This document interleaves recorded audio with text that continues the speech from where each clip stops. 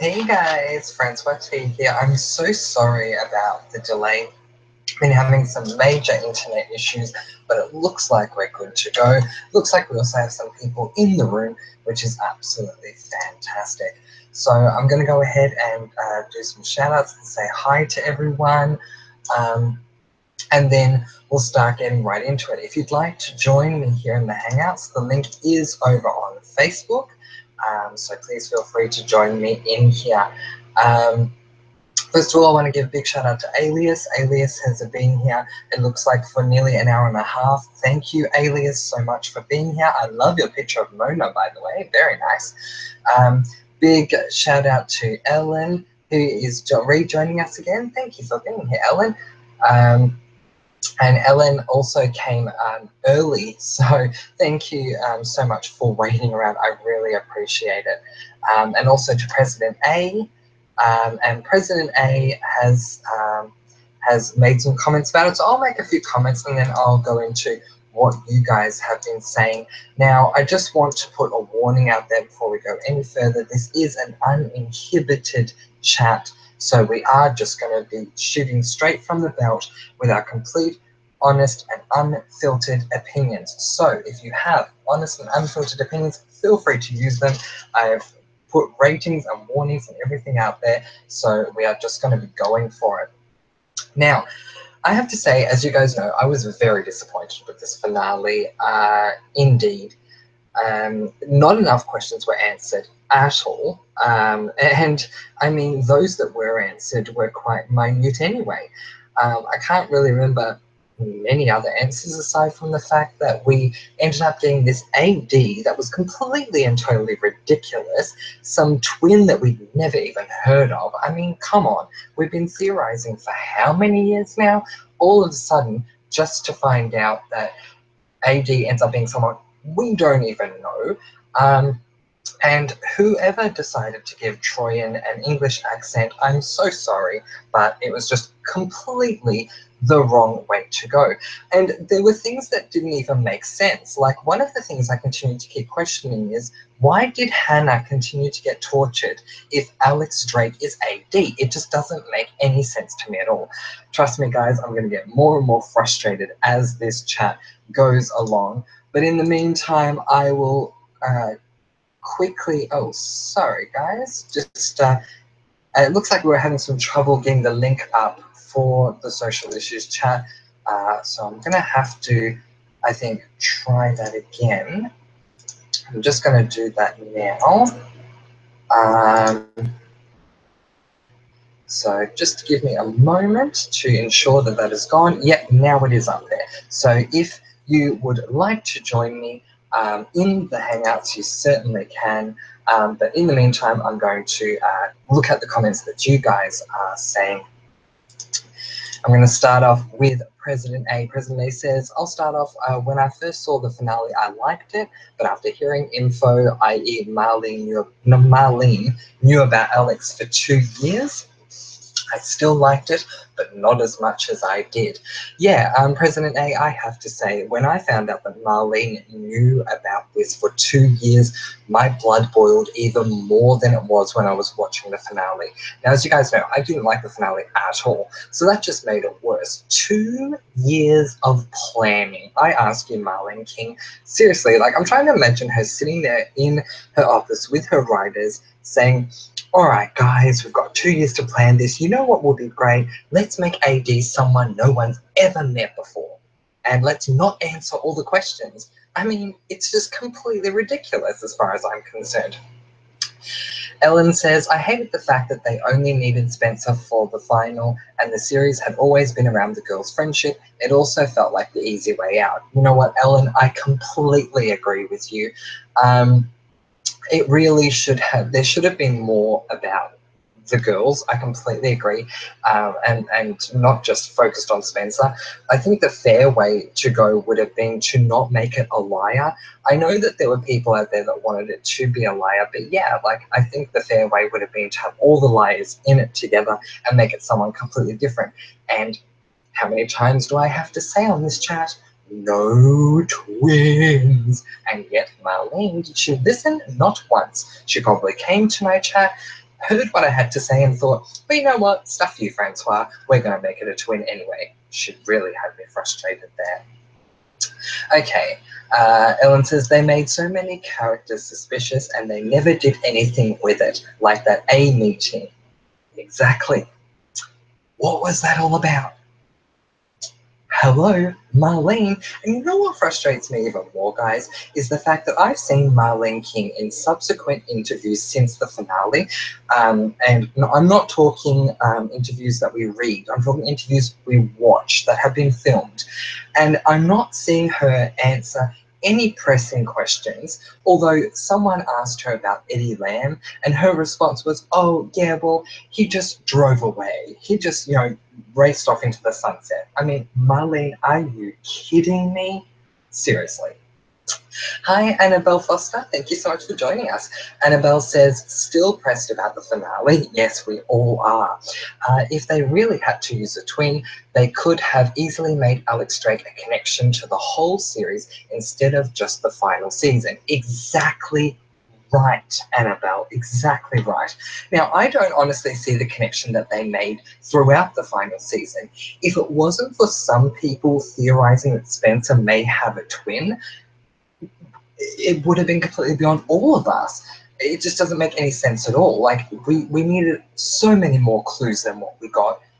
Oh my gosh, as you can probably tell, I'm just getting really, really frustrated right now. So thank you, Annabelle, for your comment, and a big shout out to you. President A says, if you don't, about the internet troubles, thank you for letting everyone know, President A. It's good that we are here now. Aurora Galore is joining us. Thank you, Aurora Galore. Long time. Aurora says, Marlene messed up and said on an interview that the ultimate A or AD was going to be Ren, but she couldn't get him for enough days of filming. We waited 7 years. Schedule your time better. I couldn't agree more, Aurora. At least Ren would have made a heck of a lot more sense than Alex freaking Drake. Now, I didn't want it to be Ren. I made that quite obvious to you guys. I did not want Ren to be AD. It just didn't make any sense to me at all. But Ren would have been a better fit. And as you're saying, Aurora, we waited 7 years. Marlene had 2 years to work with this guy and find a way to make it work, and she still couldn't get him. What the heck? Aurora also says, Twinsa should have kidnapped Spencer several episodes earlier, posed as her for a few episodes, then on the last episode, the final AD should have been revealed as someone else. Yes, completely. I love that. Especially the first part. She should have kidnapped several episodes earlier. Yes, that would have been great. And get this sort of reveal that who we thought was Spencer the whole time consistently from the moment she was abducted was actually Alex, and not just little fragments here and there, like the airport or having sex with Toby or kissing Toby, which really broke my heart. It was just so completely broken. And yeah, the final AD should have been revealed as someone else. Completely agree. The one saving grace for the finale was that Mona ended up being able to kidnap Mary and Alex. But I mean, is it enough to save the finale? Is it enough to save 7 years? Certainly not. Aurora says, rewatching PLL, so many unanswered questions from previous seasons. Yes, there are a lot of unanswered questions. If you have any on your mind and you would like to leave them in the comments, please do, and we'll certainly discuss them. I've got quite a few myself, and I'll bring them up a little bit later. Chase has joined us in the room. Hi, Chase. Thank you so much for being here. Annabelle Foster says, I thought for sure Eddie Lamb got killed, lol. Yeah, I mean, we had no explanation whatsoever as to what happened to Eddie Lamb. And then all of a sudden, Marlene says, oh, no, he just left. One of the greatest quotes Marlene's actually said in interviews is the words, in my mind. She likes to say that. She likes to say, in my mind, this happened. It's like, well, that's great, Marlene. We can't read your mind. Okay, let's keep going. Marissa says, scheduling is such BS. They filmed the entire season over 4 weeks, split into separate seasons. Yeah, so, I mean, hello. I seriously feel like we all need to be able to have the chance to interview Marlene. Maybe, put her into a room for her own protection with double-sided glass. Yeah, we definitely need to have that opportunity to put Marlene on the spot, certainly question her. Sarah says, not staying long, need sleep. No problems at all, Sarah. Thank you for still being here, despite the fact that it was delayed, because I know how delayed it was. And especially for my Australian viewers and listeners out there, it is quite late. So thank you, Sarah. But Sarah says, but I was fine with the twin thing, so I don't have much to say, other than they could have done much more with the twin story, which some people have said above. Yeah, so I'm certainly not fine with the twin thing at all. I would have been fine with the twin thing if we knew the twin, but we did not know Alex Drake. We spent so long theorizing about who the heck AD was ever since we found out there was another A after Cece. There's just no way we could have worked out who the heck Alex was. So it really frustrates me. So it's not necessarily for me that it was a twin that I have an issue with, but it's a twin that we didn't even know. Annabelle Foster is saying to Aurora Galore, even better than that, Spencer could have been kidnapped since a few seasons ago. Yeah, exactly. So one of the biggest problems that I was having with this was that Alex played the role of Spencer sporadically. There was no consistency at all. It was like, oh, she was there with Hannah. She was there with Toby. She was there with Ren. And that was it. It would have been much better to get a reveal in the finale or even a little while before then or something like that, that Spencer had actually been captured and she'd been there for a significant amount of time. But obviously, this is not something that Marlene is capable of thinking of. Chase says, I'd rather Lord Zed be AD, lol. I don't know who Lord Zed is, Chase, but you know what? Considering the reveal, I probably would have rather it be Lord Zed too. Aurora is agreeing with Annabelle, and Ellen is saying to Annabelle, yeah, like when she was in Radley and Alex then took over. Yeah, so that would have been brilliant. See, I mean, here we are for a few moments, and we are coming up with much better ideas than Marlene ever could. And don't get me started on how the show ended. That very last scene with that stupid, insipid little girl, I forgot her name, and how she goes missing, and they recreated the same thing from the very first episode. Like, oh my god, so completely tacky. Anyway, Aurora says Radley Spencer switch would have been amazing. Yeah, I mean, it would have been perfect timing. I loved the reveal of Spencer having joined the A team and how we went back in time and found out through what Spencer was saying that Mona visited her and Radley, and when she did, she told Spencer that Toby was alive. It was a great reveal. They could have used what they were doing there, but with Alex, absolutely. What the heck, Marlene? Aurora says that she still has nightmares about the accident. Which accident are we talking about there, Aurora, specifically? Let me know. Marissa says if they wanted to use Alex, they could have at least used the weird Spencer moments from the pilot to tie it all in. And that's a fantastic point, Marissa. Pretty Little Liars was based, for the majority of the series, was based around one thing: the events that occurred that night. And if you are a Pretty Little Liars fan, you know exactly what I'm talking about. The night Alison De Laurentiis went missing and was assumed dead, depending on the season that you're watching it. We didn't even tie it back to what was happening from those moments at all. So I completely agree with you, Marissa. It's ridiculous. Now, yes, Alison had a few things to say in the Mockingbird cafe or theatre or wherever they were about what happened that night. But I mean, why it wasn't all tied up in the finale, or why they didn't go back to that, I just honestly have no idea. Ellen says, and then Spencer wanting to get out of Radley but couldn't because people thought Alex was Spencer. So the girls helped Spencer out of Radley and lock up Alex in Radley. Yeah, that would work. That would have been fantastic. President A says, have Spencer swap positions with Hannah when she confesses to Charlotte's murder, and Hannah held at the barn. Oh, right. Yep. So have that swapped. Yeah. See, even that would be good as well. Aurora says, what did Ravenswood have to do with anything? Why was Miss Grumwood important? I get she pulled Allie out, but why was she at her house?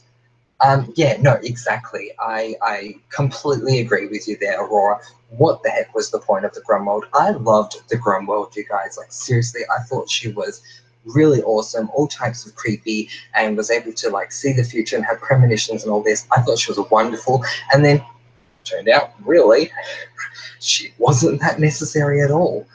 So I completely agree. And Aurora's confirming the accident by when she says the accident, she's referring to the accent, the English accent of that Troyan used for Alex Drake. Yeah, oh my gosh, completely ridiculous. Just wait till Angels joins us. She has a lot to say about that, especially considering that she is British herself. President A says, what about the blonde twins? Hey, that's a very good point, President A. A lot of people have been wondering about the blonde twins that I think you're referring to the blonde twins that Alison was talking about in that Halloween episode.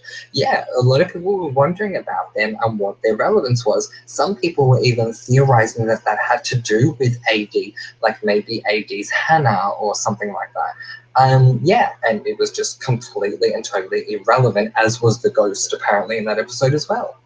Skylar is joining us. Hi, Skylar. Thank you so much for being here, and welcome to our rant on Pretty Little Liars. It has been basically 2 months to the day that we all watched that ridiculous finale, and it's so great to be able to let loose once again. Annabelle Foster says, exactly. Why did the girls on the board game have the outfits from that night if they weren't going to use it? Yeah, exactly. Exactly right. And oh my god, you guys, I am still so annoyed. No, I'm sorry, annoyed is not, it's not fair at all. I am so pissed off that we still don't know who created the board game. Like, I mean, come on. I assume it was Lucas. If you go back and rewatch the finale, Spencer says something about the board game to Alex when she's chained to the bed, but Alex never confirms she created the board game. Rather, she just ignores what Spencer says and continues on with what she's saying herself. So who the heck created the damn board game? Why did we not get confirmation of that? It would be a 2-second thing to have Alex say, yeah, I created it, or say, oh no, that wasn't me, that was so-and-so. So, you know, it's not like it would have made a huge difference to confirm an answer to that, and we still didn't get it. Aurora says the Halloween episode when the little girl was at Hannah's mum's house, Marlene said, oh, that was just a ghost. What? Oh, yeah, a ghost. My bad. Exactly. Marlene had been saying for years and years and years, nothing in Rosewood is a coincidence. Well, Marlene, my dear, if nothing in Rosewood is a coincidence, explain the point of the ghost. You never explain that. Oh, that was just a ghost. Well, that's fantastic. That was just another betrayal that you're adding to your breakup letter to your fans. So thank you very much, Marlene. We love you so much. Marissa says to Aurora, if that was the initial plan, they should have just said that the Halloween ep was a standalone and that the girl was a ghost and meant nothing. Exactly. Why the heck not say anything? It's not like it would have made a difference if Marlene had admitted that at the time. I completely agree with you. Skylar says to Aurora, when Marlene said the twin story girl was just a ghost, I was pissed. Yeah, completely agree with you, Skylar. It was so ridiculous. Annabelle Foster says, why did they stop doing Halloween specials? That's a good question, Annabelle. I don't know why they did. I actually loved the Halloween specials. Particularly, I loved the way they changed the intro in the like the opening credits in the Halloween special. So that really did upset me as well. But yeah, I guess the Halloween episodes don't really mean much after all, because a ghost is simply a ghost and twins are simply a bedtime story. Jifa's here. She says, ciao, ciao, Jifa. Thank you so much for being here. It's so great to have you back. Marissa says, that Angels and her were talking the other night about how every character has a million holes and no answers. Yeah, exactly. Exactly. Completely and totally ridiculous. I can't help but think about Lucas. I feel like Lucas has a lot of things that still need to be answered, and yet all Marlene had him do was tap dance down a street. Someone explain the rationality of only having him do that. And yet we spend more than half of the episode dealing with Arya and the fact that she can't, have kids, and that Hannah and Caleb are fighting. I mean, I'm sorry, yes, make that point, but dear, make that point in 5 minutes. Don't make it over the course of 45 minutes. The comments are going really crazy, you guys, which is absolutely fantastic. Skylar says, where was Rollins taking Ali the night he died? Good point. Where was he taking her? If the liars didn't rescue her, where would they have ended up? Very good question. Who made the game? Absolutely. We still don't know. My assumption is Lucas, but we still don't know. What was the purpose of the game? Yes, and I can imagine Marlene answering the question of what was the purpose of the game as being, well, in my mind, it was just something really fun. I mean, seriously. And what about the comic here live scene? Yeah, you make a very good point. What the heck was with the comic book in the first place? What was with the here lies scene? And who lies here? Like, I mean, come on, let's get some proper answers, people. Pretty Little Liars, like, normally I wouldn't be so frustrated, but Pretty Little Liars was built up to be one of the best mystery shows of our time, of our generation. Everyone was theorizing and trying to work all these things out in this grand mystery with so many questions. And yet, not only were there loose ends from other seasons, but then they bring up this comic book right towards the end of the series, and it means absolutely nothing. Let's not forget that Lucas is sitting in a limo at one scene reading the comic book. What was the point of that? Why was he in the limo? Why was he reading the comic book? Why did it look sketchy? I mean, come on. Aurora Galore says, you're right about board game and Twinter. Marlene said she was the smartest of all the A's. When did she learn how to make board games? When she was bartending? Exactly, Aurora. Exactly. I mean, I'm sorry, but there is just no way in the world that I'm going to sit here and totally believe that Alex Drake has the mind and the brilliance to come up with that board game. No, just not happening at all. I mean, just like with that thing with Charlotte, I feel like, remember when we got the reveal with Cece and how someone, I think it was Mona or Spencer, one of them was saying, Charlotte never found an investment that went wrong. She was like the Wolf of Wall Street. It was the most random thing to make an excuse for why everything worked.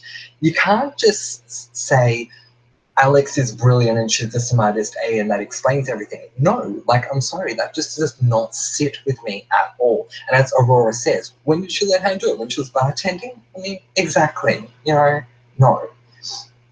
President A says, I would have been happy if Hannah was Charlotte's sister, i.e. AD. It would have explained the blonde twins. Yeah, like that would have been a brilliant reveal, President A. Brilliant. But no, obviously Marlene didn't think so. Aurora says, loved the Halloween Train ep. Did we ever find out who stole Ali's body out of her grave? No, I don't think we ever did. I don't think we ever found out who did that. So there's another question. And it's interesting. The writers of Pretty Little Liars seem so intent to bring about more and more and more questions. That's totally fine. Yes, it keeps us on the edge of our seat. Yes, it keeps us, theorizing about things. And that's great. Don't get me wrong. But you've got to have a plan to answer all the other questions you've brought up. And I just don't know. Like, did they come up with these questions and then just, or like these things that happened and then just thought, let's just throw away these episodes and completely forget about them? Like, I don't get why they were coming up with more and more and more questions when they weren't even answering the old ones we had. Just totally ridiculous. Let me just give a moment. Skylar says Alex Drake was not the smartest A, she just had money. Yeah, thanks, Skylar. Like, exactly. I completely agree. And Skylar says, oh, let's not forget Eddie Lamb. Yeah, we were talking about Eddie Lamb a moment ago. And yeah, exactly. Like, what the heck was the whole point of Eddie Lamb? Marlene's only answer to that was that he suddenly just drove off and left town. I mean, here's my question. How did Eddie Lamb know Arya?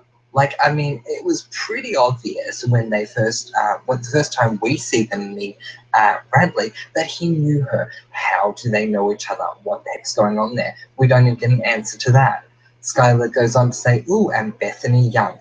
Now, that brings up, I think, one of the biggest points, Skylar. Bethany Young. We spent how many freaking years dealing with this Bethany Young person that seriously pissed me off the majority of the time. As you guys know, I did not want AD to be Bethany Young, but how can you spend so much time on this girl and not give us answers about her by the time we get to the end of the series? It's completely and utterly ridiculous. Honestly, the first time we see Ren and Alex together in the flashback scene, I was convinced that when Ren said, what is your name? Alex was going to turn around and say, my name is Bethany Young, because I thought at least that ties into the Bethany Young story. Bethany Young was AD this whole time, it would make sense. But I was grateful she didn't, don't get me wrong. But at the same time, what was the point of that? I feel like, I mean, that's sort of like the hashtag of the night, isn't it? Hashtag, what was the point of that? Hashtag, what was the point? Annabelle Foster says, everyone is just going to ignore that Caleb is a reincarnated 1800s man from a ritual, and that his soulmate isn't Hannah, instead a ghost trapped in Ravenswood. Lol. Thank you, Annabelle. Exactly right. How ridiculous. I mean, obviously Ravenswood didn't do well, but you can't sort of just let that go. You have to deal with that situation. It was never dealt with. Oh, completely and utterly insane. Skylar says they should have just made Bethany Spencer's twin, so at least it could relate a bit. You know what, Skylar? That is a brilliant idea. Making Spencer's twins. We say Bethany. See, how is it that we can sit here and come up with better ideas than Marlene King and a team of writers? I just don't understand this at all, you guys. As Skylar's saying to Annabelle Foster, LMAO, I guess Caleb settled for Hannah. Yeah, I mean, obviously it's what happened in the end. Speaking of ships, you guys, Caleb settled for Hannah because clearly the fans wanted them shipped. Let's be, completely real here. Caleb was always going to end up with Hannah, otherwise you were going to disappoint the fans. Spencer was always going to end up with Toby, otherwise you're going to disappoint the fans. Arya with Ezra, and Allison with Emily. But how rushed was all of it? Hannah and Caleb get married, and despite the fact that it may be seen as a joke, Caleb's trying to make it a legal thing, like, I can't testify against you in court, and that's why we're getting married. Joke or no, stupidly handled. Emily and Allison were so rushed that you definitely feel like they just did that for the sake of the fans. Spencer and Toby got together at the last second of the show. So, yeah. And Arya and Ezra, I'm sorry, but I'm not sorry. For me, Arya and Ezra should not have ended up together. If you look at every single thing that Ezra has done, those two should not be together. And yet, because of the fans, they were still put together and had a lovely wedding. I mean, are you seriously kidding me? It just was ridiculous to me. And so a lot of the ships were completely rushed, and I just found it absolutely ridiculous. Sorry, just gonna get back to your comments, guys. Aurora says, who was the person hiding in the crawl space in Ali's basement at that time? Yeah, so that's a good question. My thought was that it was Cece, but we never had confirmation about who it was. So I honestly don't know. Skylar says, and we never even saw Twinsa do an A stuff in the black hoodie. Thank you. Exactly. At least with the CC reveal, which if you saw my earlier videos with my reaction to the CC reveal, I hated that reveal. At least we saw moments of CC doing A stuff. Like, even we, at the very least, we see Sarah Harvey as Black Widow get into the limo, and we see her there with Charlotte having the discussion about I think it was Allison's funeral. We saw nothing with Alex. And if Marlene is going to sit or stand there and say that's because of Ren, I'm sorry, no. We did not need Ren to see what Alex did while she was AD. We did not need him there. So completely ridiculous. I so agree with you there, Skylar. Very, very well spotted that we didn't get that. Aurora says, who was the body in the woods that turned Spencer crazy? Why did he have Toby's tattoo? Again, a very good question. Who the F decides to put a mannequin or whatever the heck it was into the woods? And to make it even worse, who fobs that off and just goes, oh, you know what, it doesn't matter because it wasn't Toby? No, it does matter. It leads to more questions that we still don't have answered. Marlene, where are you? Like, seriously, girl, call me. Come on the show. We've got way too many questions for you. And I'm sorry, but unlike all the other people that have interviewed you, I'm not going to sit there and say, so how much fun was it to be filming a show for 7 years? Didn't you enjoy being with the actors? Oh my God, what was your favorite scene? No, I will be sitting there saying, Marlene, we need to know what all this means, why you didn't answer all these questions. Give us the answers now. All right, next thing. Skylar says, a good one, Aurora. Some people theorize Toby had a twin. Yeah, so great. That's a great theory. I wish there had been a reveal to that effect, because that would have been wonderful. But again, it's a loose end. Aurora says, what was the significance of Toby's tattoo if it wasn't the date he got rid of Ali? Yes. Thank you, Aurora. Exactly. President A says, yeah, we did. It was Toby who stole Allison's body. The smartest A was the first one. Mona, I'm going to comment on those two things separately. Toby stole Allison's body. Oh, I did not remember that we got confirmation on that. So there you go. Apparently we got confirmation that Toby was the one that stole Allison's body and put it on the train. So there you go. As far as the smartest A was the first one, Mona, of course, like, I'm totally biased. I'm going to completely agree with you on that. I was just thinking back recently about back to the reveals of all the A, like the 3 A's, that is, because I don't care about the other reveals. And like Mona, one of the first things she says is, congratulations, Spencer, you've figured it out. And Cece says, don't be so dramatic, Ali. Alex's line is, well, Mum's getting breakfast ready. It was even a crap reveal. Like, to say one thing that it was someone we didn't know, and that was very disappointing. We also have to point out the fact that the way Alex's first line to Spencer was a complete and utter disappointment. Now, the way she was revealed, yeah, you know what, I might be able to give that to Marlene. I did like that it looked like Spencer was looking into a mirror. That's all fine. But, I mean, just from then on, it was just complete and utter crap, to be honest. All right, Annabelle Foster says, I honestly wanted a dark ending where Ellie is revealed to still be the twisted, attention-seeking Ellie from the first season, and that the show ended with her saying, that's immortality, my darlings. It would have been amazing if they'd revealed she tricked Bethany into escaping Radley so she could kill her as part of her own disappearance act. Annabelle Foster, I think that's an amazing theory. That would have been awesome if that happened, because let's be honest, it would have been totally fine to have a dark ending, because by the time PLL ended, Freeform had come along. It was people were looking, the target audience were older, And certainly, like, even if we look, for example, at like the Harry Potter films, they got darker as they went along. It's the same with Pretty Little Liars. You can go darker because people are getting older. We all grew up with this show. They could afforded, they absolutely could have afforded to go there. And it's so disappointing that they didn't. Like, even if they were to have a huge death of a main character, I would have been totally fine with that. But that didn't even happen. But I love that Annabelle Foster. I love that a lot.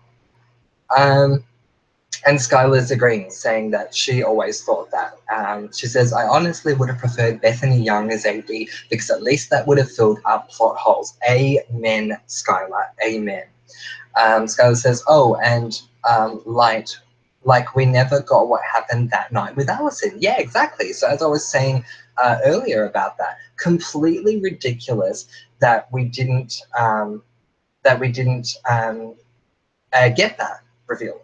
That we didn't go back to that night and work through what happened there. It was just so frustrating. Sorry, just give me a sec, guys, to catch up here. Annabelle Foster says, I know that it's way late, but I think I'm going to write my own alternate ending. Oh, Annabelle Foster, please do. I have other people, I think, like Skylar, who said that she has an alternate ending out there. Anyone that wants to write one or that wants to send one to me or whatever, please do it. And if you're happy to send it to me, please do, because I would love to read it. Anything is better than what Marlene came up with, and we proved that. All of the alternate endings that I ended up reading out, I thought were 10 times, if not a million times better than what Marlene came up with. So Annabelle Foster, absolutely go for it. Skylar says, Skylar's confirming, what I was saying. She's started one which hasn't finished it. Angels is here. Hey, Angels. Angel says, guys, I'll be joining shortly from the train. Been super delayed today. Not happy. That's totally fine, Angels. Take your time. We will wait for you. Skylar says, oh, Angels. Marissa says to Aurora Galore, Toby said that he got the tattoo because it was the day he was free of Jenna. Yeah, I don't exactly remember which one it was, if it was Jenna or Allison, but either way, the point of the guy in the forest, like the fact that it was left open, it was shoddy work. I'm sorry, it really was. Aurora says, what Ezra did was unforgivable. He said he fell in love with her, so stopped writing the book when they broke up and continued it when they got back together. How can we forgive him? Thank you, Aurora Galore. I am like absolutely directly quoting you here and absolutely agreeing with what you are saying. I can't fathom how Arya and Ezra ended up getting married in the end. The only excuse Marlene has is to say that there were so many Ezra shippers out there that she didn't want to disappoint. Because the way the storyline was going, having those two get married, it is totally unbelievable to have that happen. It was ridiculous. And I'm sorry, but I was not sitting there teary-eyed watching Arya and Ezra getting married. I was sitting there watching the wedding thinking, what the fuck? Sorry to swear, but at the end of the day, I said it's rated MA. What the fuck? Why are you getting married? Like, seriously, girl, after everything he has done, what are you doing there? Get out of the church. I was waiting for someone to object. Now, of course, everyone else wanted the happy ending and they were probably really satisfied with it, but I was sitting there questioning it the whole time, going, why are you marrying this guy? You're such an idiot. Anyway, and just says, this finale for me was total and utter crap. Thanks for the laugh, Angels. Absolutely. It totally was, though. Skylar says, we also never got confirmation of who was the man in the mailman mask and the police uniform. Are we supposed to just think it's Ren? Now, I was under the impression, Skylar, it's great that you brought that up, that we were supposed to think that all of the times we saw someone wearing a mask, that it was supposed to be Alex Drake. Now, I'm sorry, explain to me how Alex Drake was able to do what the cop did with Allison in her bedroom. I can't get past that. And Also, if it's not the case that it was Alex, why do we not get an explanation? Like, that's another thing that I am seriously so upset about. At least with Cece, we got a really detailed explanation that focused on what she did and why she did it. Where with Alex, the explanation was, oh, I didn't know that I had a sister. Oh, I didn't even know about you. And I know this is very hard for you, but it is so entertaining for me. And like, I was wanting stuff like that. Like, so, I, of course, found out that Alison was getting way too close. So I grabbed a mask and stationed myself outside of her home. I wanted an explanation on all this. Why was this? Breathe, Francois, breathe. Annabelle Foster says, oh, Ezra, another perfect candidate for being the endgame creep. Yes, exactly. I would have taken Ezra as AD, absolutely. Just because you're writing a book doesn't mean you have to dress up in a gas mask costume and just constantly be a weirdo. Yeah, unless it turned out Ezra was AD. Now, I wasn't up for Ezra being AD prior to the finale, but now that I've seen Alex, I'm pretty much would have been happy for it to be anyone, now that I've seen the finale. And for me, the reason Ezra would make sense is because he's been shady the whole time. He has a really terrible track record, so it would have made a lot more sense to be Ezra than to be Alex. And when Alex trapped Ezra, I thought it was some kind of, what do you call it? I forget the word, but like double bluff or whatever. I thought that they were all just pretending and that Ezra was AD the whole time. No, turned out this crazy guy who only got together with a minor and broke the law for the sake of a book was innocent. Sort that out. President A says, I would have loved Melissa to be AD. She was sketchy for the whole series. I completely agree with you. Melissa would have made sense. Even though she wasn't AD, and when we saw the mask and Mona pulled the mask off, we saw it was Mona, I was actually excited. I thought it was Melissa for a second there. I wanted an answer as to what Melissa meant when she said to Spencer on the pier, I have been protecting you since before this began. What do you mean? Before what began? Why are we not getting an answer about that? There's been no direct answer. And if Marlene says, oh, we indirectly answered that when we said that Melissa killed whoever the heck she killed and buried or whatever, no, I don't accept that. I want an actual answer. What do you mean? What specifically were you protecting Spencer from? I don't believe it was that you buried someone. I'm sorry, no. Jifa says to Skylar, yes, I would have liked to have known who was wearing what masks and disguises. Exactly, yeah. We didn't get that because Marlene was, thought that it was more important for us to spend 25 minutes dealing with why Arya can't have kids in the last episode. I'm sorry, no. Like, if this is such a big, important issue, you do this 3-4 episodes before the finale. This is not the time to bring up new stuff. This is the time to answer questions and not spend time dealing with fluff that we don't need. Okay. Annabelle Foster says, also, Spencer's lookalike hides in plain sight, and who was wearing all those latex masks and costumes? Sydney? I don't think so. Exactly. Oh my god, Sydney. So first of all, why the heck did they bring Sydney back anyway? The explanation for Sydney being a part of the team was the most lame thing I ever heard of. Didn't she say something like, oh, she fit the costume or something? She fit the hoodie? Like, oh my god, it was the most lame explanation ever. Why do we have to bring her back? And what was the point of Little Miss Glasses? I don't remember her name. The one, she went to the courtroom. Anyway, I don't remember her name, but Miss Crazy who had like 1 million pairs of glasses in her car. What was the point of her? Like, seriously. Chase says, for me, let Angel's voice over Alex's lines. I completely agree. Angel should have been the voiceover for that. That would have been great.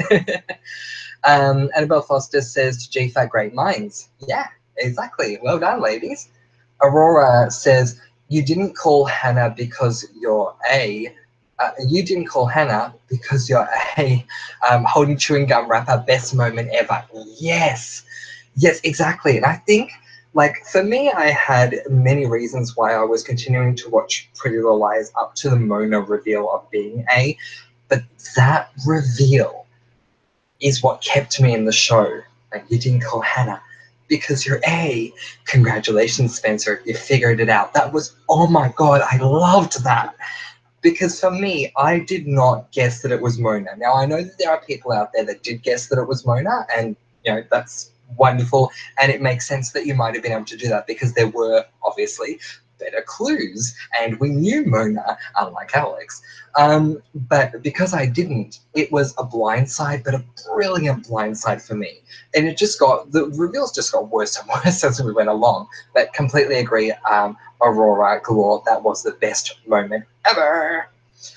Marissa says, they never really said why or who drove Ali from town. We see that Mona helped her, but never got confirmation that it was Mona threatening her via text like Ali said. Yeah, that's a good point. We never got solid confirmation from that. You're absolutely right, Marissa. All we've got is hearsay. He said, she said, hearsay. So, yeah, you're absolutely right. Where am I? Sorry, guys. Got a lot of comments, which is fantastic. Skylar says, what's the point of making Hannah super smart for a certain season and not using it? Yeah, completely agree. What was the point with that? It's like I'm saying as well, why torture Hannah? Like, even if that was the reason, if Alex Drake found out that Hannah was really, really smart, very intelligent, and thought the best thing to do will be to torture Hannah so that they don't have her mind to be able to use, her intellect to use, explain that so it makes sense. Megan Rose is here. Hi, Megan. Thank you so much for joining us. Annabelle Foster says, always thought the tattoo could be that when he visited his mum in Radley, he met Bethany and fell in love. That night was the night she escaped. That would have been cool, especially if she was Alex. Yeah, it would have been. It would have been really cool. But no, because, well, Marlene thinks she knows what's best for everyone.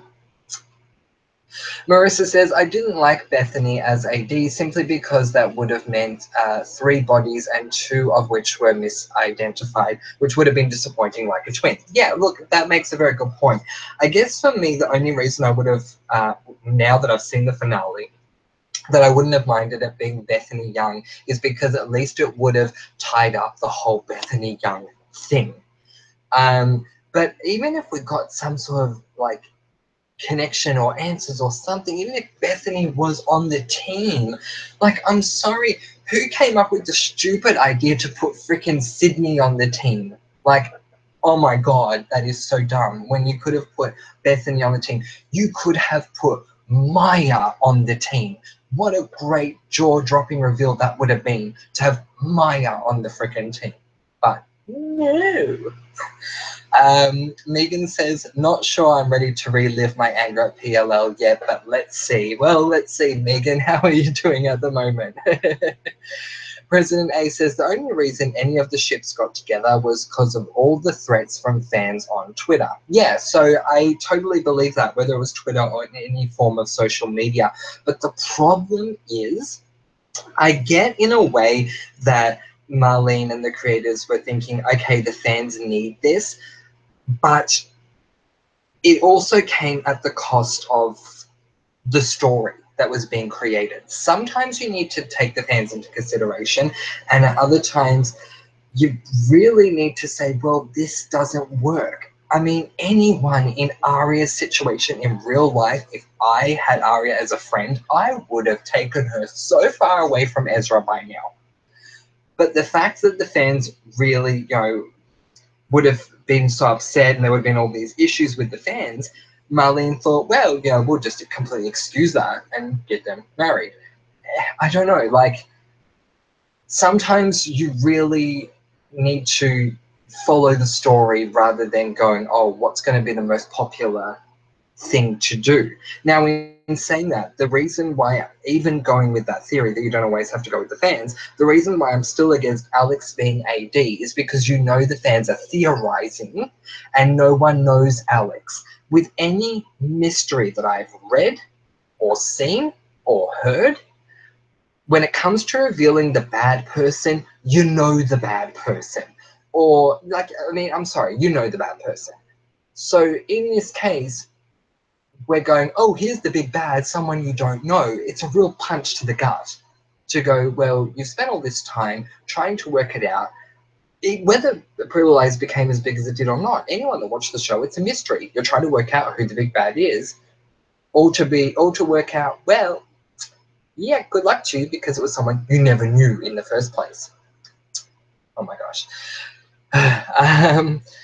Where are we? Skylar says, we never found out about the whole Melissa's helmet at the stables where Bethany would ride. Yeah, exactly. We never found out any more about that.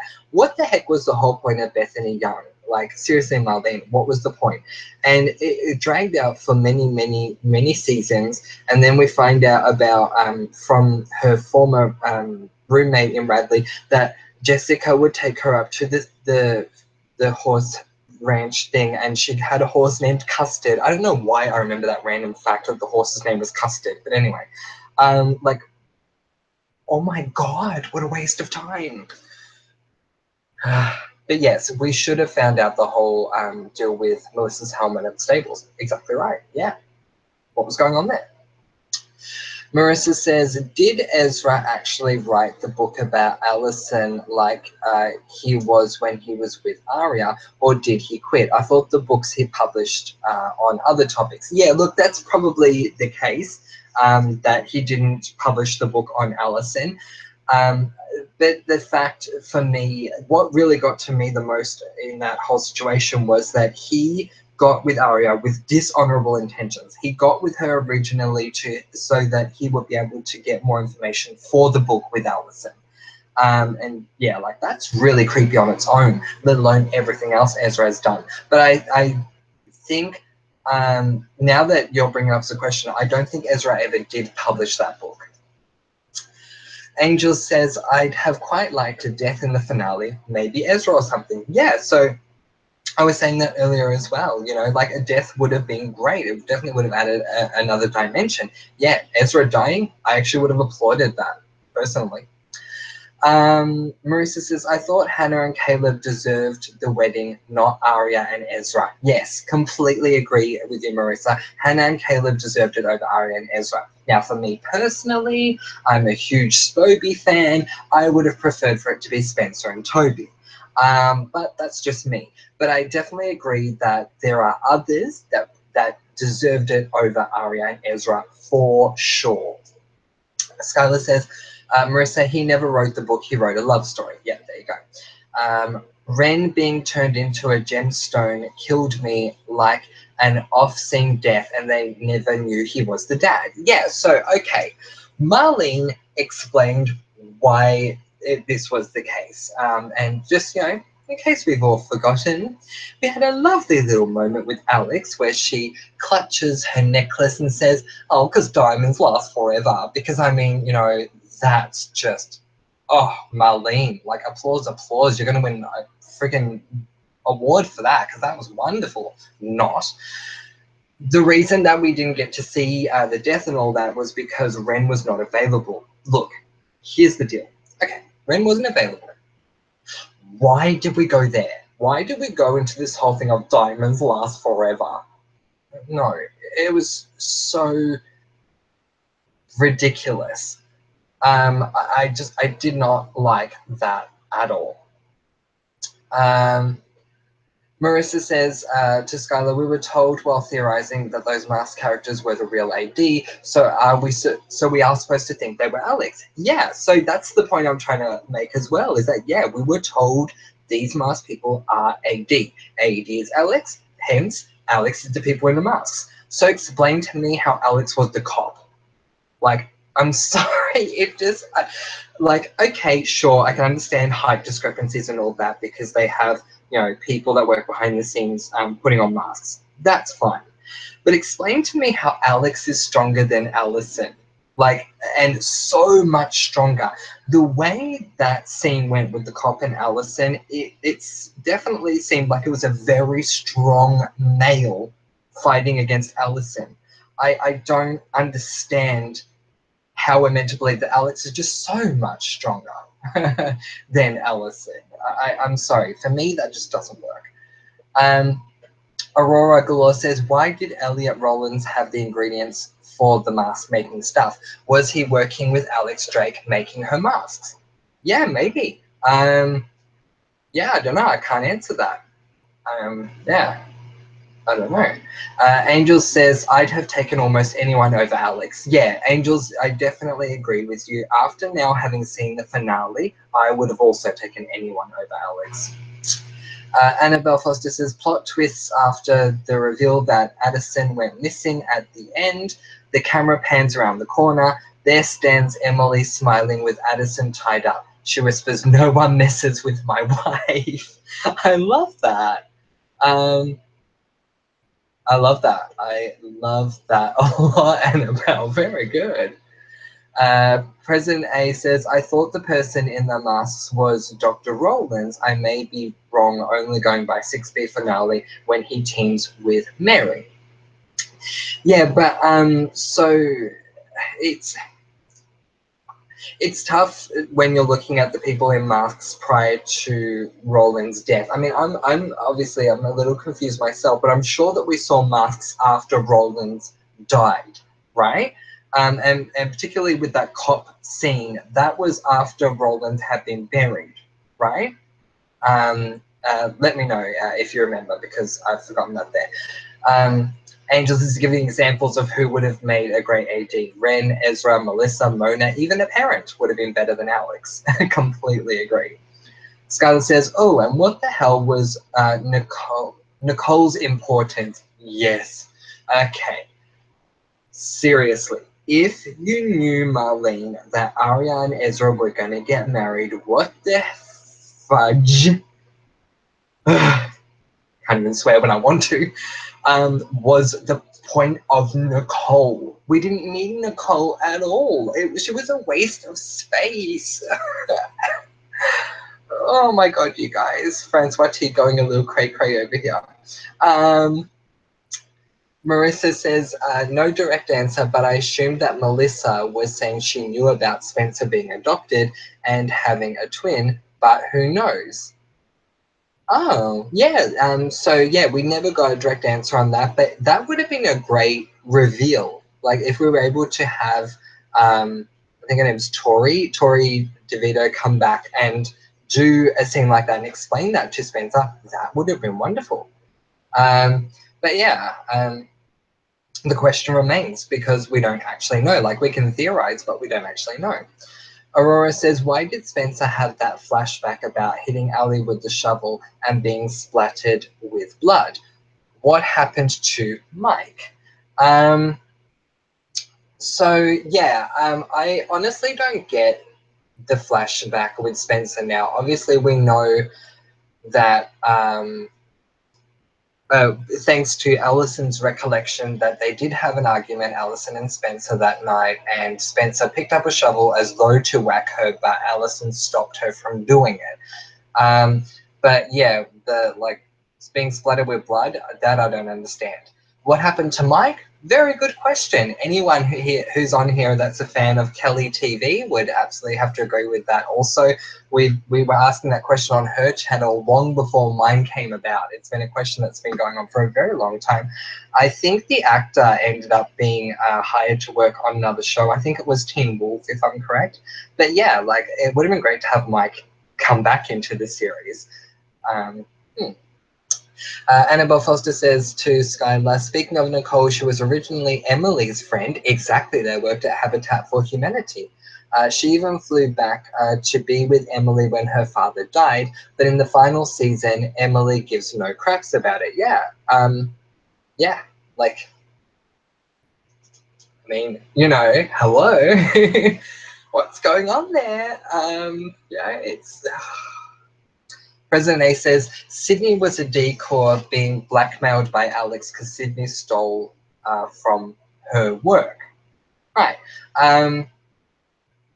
Because Sydney stole from work. Yeah, so if we got confirmation on that, then I honestly have to say that I forgot about that. But still, at the same time, like, my point there is less why was she and more why her instead of someone else. Like, of all the characters that Marlene could decide is going to end up on the AD team, why Sydney?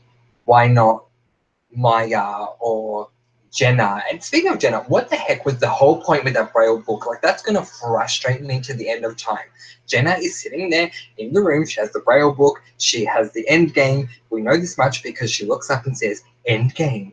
And then it still takes her to the last 10 minutes to go, oh, I think Spencer has a twin. Like, I mean, what was in the book? I mean, oh my god, I'm so frustrated with that. Anyway, Marissa says, sorry, give me one moment, Marissa, I'll be right with your comment. Who held Hannah against her will and tortured her? Why was Alex the one to tell her how to get out if she was the one keeping her in? Yeah, good point. I really don't understand any of that at all. Obviously, one thing that I feel like I understand is that she was just trying to toy with Hannah's mind, pretending to be Spencer, but I don't get the point of her torturing her and then comforting her and trying to help her get out. And yeah, I honestly, I don't know. But it's still, that also comes back to the point that I keep saying, which is what the heck was the point of torturing Hannah? Yeah, I don't get it. Like, unless Alex just assumed at that time that all of the girls killed Charlotte. But, I mean, if Alex is as smart as Marlene is portraying her to be, then shouldn't she have known about Mona, like, ages ago? Like, I mean, come on. Like, obviously she's not that smart otherwise. But still, it makes the point, because I was even making this point way before the finale. If she's going to blame, if she's going to have suspects, the suspects for Charlotte's death being all of the girls, why specifically target Hannah? None of that makes sense. And if the answer, even if Marlene's answer is, oh, well, Alex thought that Hannah was the killer, fine. That opens up another can of worms. What made Alex believe it was Hannah that killed Charlotte? Because I don't even see how you can make that connection that Hannah's the one that killed Charlotte. That doesn't make any sense to me at all. Annabelle Foster says, I hope the liars inform the police about all those secret tunnels being built throughout the city so they can be blocked off. I can't have any more psychos utilizing them. Lol. I love that. Yes, hopefully they told the cops everything. Yeah, I completely agree. President A says, Mona was in my final two in that reveal. The other suspect was Noel. The other two for what, President A? Do you mean for AD? Yeah, because, I mean, that would be interesting. I certainly was, or do you mean for killing Charlotte? Yeah, just confirm what you're talking about when you have those suspects there. But I will say, if you're talking about AD, I did suspect Mona, as we know. At one point, I was definitely suspecting Noel as well. Of course, then his head started bouncing down a staircase, and, well, it was no longer Noel. Then again, you know, I mean, considering all the twins, that might not have been Noel that was beheaded. It might have been Noel's twin brother, Andrew. I mean, yeah, it could have been anyone. Skylar says, also the Mona killed Cece reveal wasn't surprising because everyone saw Mona holding the flowers in the altar, like, way to spoil it, freeform. Yeah, good one. So, yeah, that was, they sort of gave it away, didn't they? And what's really interesting about that, and again ties back to blaming Marlene, is that Marlene actually has the final say as to the previews for the next week's episode. So obviously Marlene had no problem with the preview airing like that. She had no problems with giving it away. Ellen says, I'm trying to stay out of the comments because the ending still gets me frustrated when I talk about it, so I'm just listening. No problems at all, Ellen. That's totally understandable. As you can probably hear, like, my blood is boiling on this end just thinking about it, so I totally get it. Annabelle Foster says, Maya could have been kidnapped with real Spencer. Yeah, totally. How great. I would have loved if that was the case. Like, even if we'd just seen a glimpse of Maya anywhere, I would have been happy. But having her kidnapped with the real Spencer, oh my God, I would have loved that. Angel says to Ellen, that she's nearby to Ellen, which is really cool. I was talking to Ellen about that earlier today, that you'd be near her. That's so cool. Aurora says, don't know why Asian Emily and dark-haired Ren made blonde twins. Marlene, because twins run in the family. That's what Marlene said, because twins run in the family. Babes, do you understand biology? To quote Phoebe, she's just the oven. It's totally their bun. Exactly. I mean, it doesn't make any sense at all. Again, another thing that they missed. And, I mean, it's like, just doesn't make any sense at all, does it?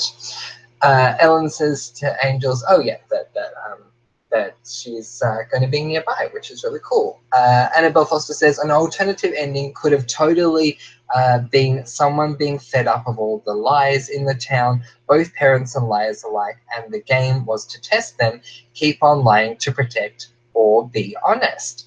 Yeah.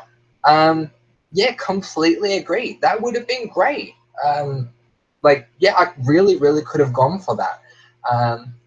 But no. President A says, I would have been shocked if AD was Emily because hardly anyone had that theory. Was Ezra the leader of the NAT club? Both very good points. So as you guys know, I did an Emily theory video because I hadn't seen any Emily theory videos, and I thought, look, that would be the most perfect reveal. No one is talking about Emily, so everyone's going to be so shocked when they find out that it is Emily. Now, of course, at the time, I didn't care about the reasons or whatever. I trusted Marlene, never doing that again. But yeah, I definitely thought Emily would have been a great AD reveal, but yeah, clearly not. Was Ezra the leader of the NAT club? Potentially. I think he could have potentially been the leader of the NAT club for sure. We know of a few names of people that were in the NAT club. We had confirmation of that, but who's to say there weren't more people in the NAT club? Annabelle Foster says, endgame equals everyone being exposed and the torture is the consequence of the truth. Yeah. Yeah, see? I mean, it's amazing. Like, the finale happened 2 months ago, and we're coming up with all these brilliant ideas, and yet I'm sorry, Marlene, what was that? 2 years? Right. Enough said. Marissa says, ugh, and why is it if you wanted Ren's babies that you wouldn't have IVF on yourself instead of stealing Emily's eggs and impregnating your cousin who doesn't know you exist? Thank you, Marissa. What the heck was the point of all that? Seriously. There was just no need for that to happen. Sorry, guys. Marissa goes on to say, thinking now, was the masked cop the guy that Mona ran off with who was also playing a cop? Potentially. Marissa, potentially. Good theory. We saw the cop mask and the old man from the hotel remove his mask after Roland's died. Thank you. Yeah, so there's that confirmation. It happened after, so those ones happened after Roland's died. So we are being led to believe that they were AD. AD is Alex. Alex was the people in the masks. Doesn't make sense. So definitely the cop guy makes a lot more sense, Marissa. But yeah, I mean, thinking that's Alex? I don't know. Oh, and you know what? Why didn't we get to see Sarah Harvey get killed in a flashback? Now, I'm sorry, maybe it didn't really matter that much to everyone. I mean, I'm not sorry for saying it at all, actually. So, yeah, I got a bit apologizing about these things. Why didn't we get that? Like, I would have loved to have seen that, and we didn't get it. Why? to me, it's much more important than seeing Arya complain for 25 minutes about not being able to have a flipping kid. Oh my gosh, I'm getting really angry, you guys. President A says, what was the point of Shower Harvey other than all the memes? Thank you, President A. Exactly. What was the point? I mean, especially after the whole deal with Cece, there was no point at all. At least with the Cece reveal, Sarah Harvey was on the team. So, yay, she was on the team. It explains why she was in the thing. Fine. And I always thought it was rushed, like they basically just shoved Shower Harvey in there so they could say, you know, when they reveal that she's on the team, look, you guys already knew her. But after the CC reveal, there was just no point in having Sarah Harvey there. What? She thought there was like treasure in the Radley. That's great. That can play out off camera. We don't need to see that. Wendy is here. Hi, Wendy. Wendy says, hey, everyone, I can't stay, but I miss these chats so much. Started a new job and keep missing the chats.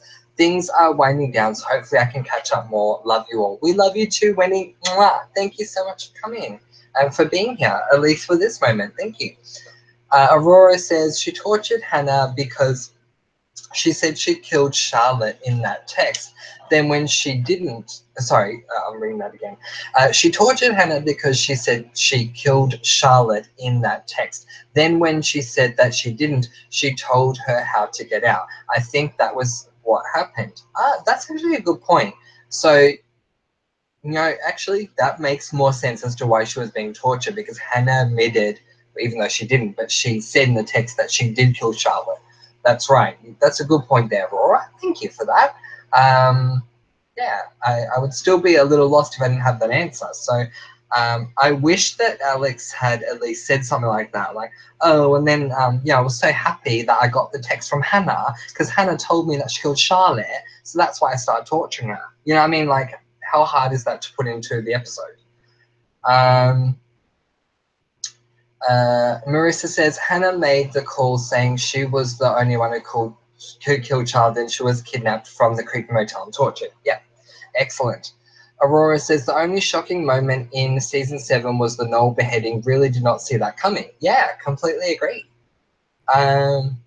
President A says first A reveal, final 2 suspects were Mona and Noel when Mona was revealed. Oh, okay, there you go. So that makes sense. Yeah, because Noel was all sorts of shady even then as well. So yeah, I can understand that. President A also says, what was the point of Andrew Campbell and Shower Harvey other than memes? Yeah, so we're bringing up Andrew Campbell now, and yeah, great point. Andrew looked so shady when they showed him with the laptop and their headphones on, listening into something. I'm still trying to work out what the heck he was listening to. And we had all these like Campbell clues, like wasn't it like Campbell Farm or something? Yeah, I mean, apparently it was a red herring. Like, I mean, what the hell? Oh, Marissa's telling me to hydrate. Thank you, Marissa. I might actually do that. Just one moment, guys. By the way, if anyone does want to join me in the Hangouts, I have got the link on the Facebook. Comment below and let me know group. So yeah, if you guys did want to join, you can certainly go over to the Facebook group and join me in this Hangout. Let's keep going. So Annabelle Foster says, turns out Caleb is A. His soulmate found a way to float around Rosewood too, so she stalked everyone and told him about what was going on. That's how A seemed to have eyes everywhere. I love that. That's really great, Annabelle. Like, yes, okay, it brings sort of like magic and supernatural elements and all that into it, but still, like, that would have been better than the Alex reveal. That's awesome. You have a great imagination, Annabelle Foster. Jin's here. Hi, Jin. Jin Cat's here. Jin Cat says, hi all, just listening and enjoying the comments. Thank you, Jin. It's great to have you back. It's great. We've got some people here in the chat today, whether they stayed for a while or they've come in and gone again, that we haven't seen for ages. So welcome back to comment below and let me know, you guys. It's great to have you back here for this Pretty Little Liars chat. Annabelle Foster says also, quote, the Black Widow is endgame, end quote. Well, that's funny, because according to the CC reveal, Sarah Harvey was the Black Widow. Yes, so here's the interesting thing. I'm so glad you brought that up, Annabelle. Apparently, what Marlene was referring to when it came to AD and Black Widow was that A scene where we had this Black Widow that when the veil came off, you saw one of those like mask things, and half of the mask was burnt. Now, I'm going to take a moment to talk about this. I'm going to talk about this a little slower so we can all try and digest this. Black veil is AD. Now, if we take this black veil as being AD, person has a black veil, under the black veil is a mask, half of the mask is burnt. Marlene, relate that to Alex for me, please, because I don't see Alex having a burnt face. I don't see her at that point as being a Black Widow, not at that point. So, Marlene, help us out here. Like, if you're going to give us a clue that actually makes sense. And that one doesn't. It doesn't make sense at all. Aurora says, Marlene said, the woman in black is Endgame, and twins are wearing a black top and jeans. What a stupid clue. Everyone has worn black at some point. How many funerals has there been? Oh my god, are you serious? So when Marlene said the woman in black is Endgame, she meant someone wearing a black top and black jeans.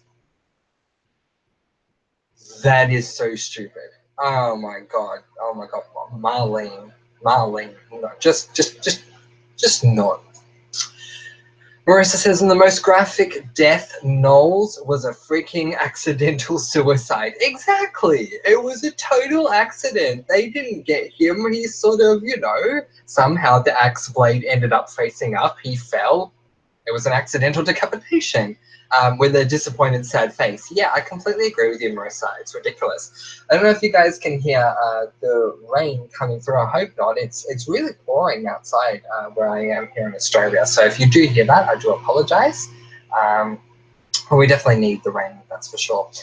President A says, best part of the finale was Jenna telling Addison off. That I will agree with. I did like that moment when Jenna told Addison off. I thought that was fantastic. But why, oh why, did Jenna have to remain blind by the end of the series?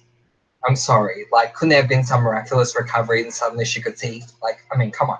But yeah, I agree. I did like that. Aurora Galore says, why did Mrs. D want Bethany to call her Aunt Jessie? Yes, there is so much to do with Bethany that we still don't know. It's really annoying. Like, what is the spin-off going to be? The Bethany Young Chronicles? Like, seriously.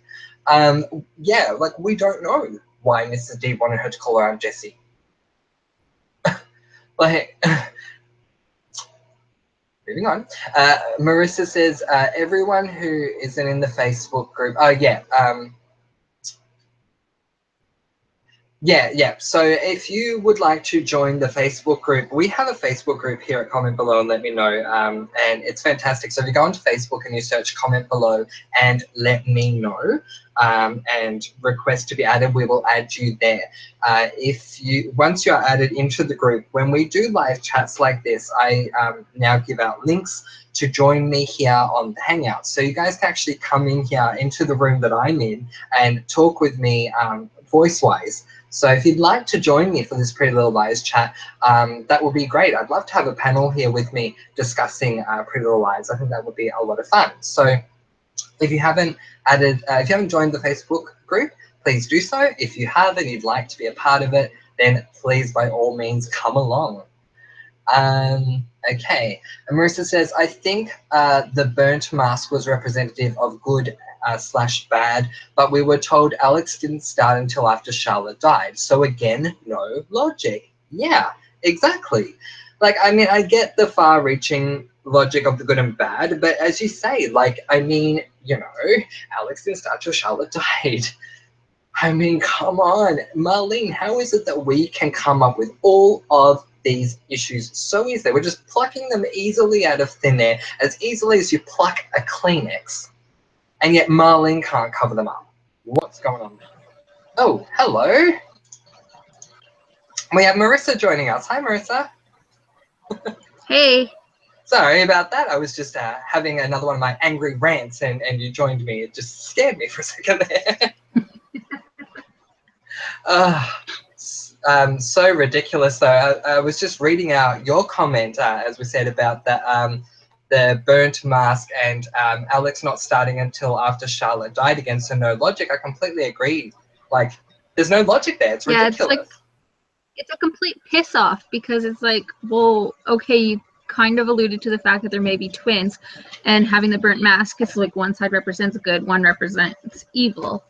But then they said that Alex didn't really matter, so who cares? Exactly. Oh, so ridiculous. But yay, great to have someone here in the Hangouts with me. Let's go to the next comment. President A says that Black Widow describes Jenna more than Alex. Yeah, would you agree with that? That Black Widow describes Jenna more than Alex, Marissa? Oh, yeah.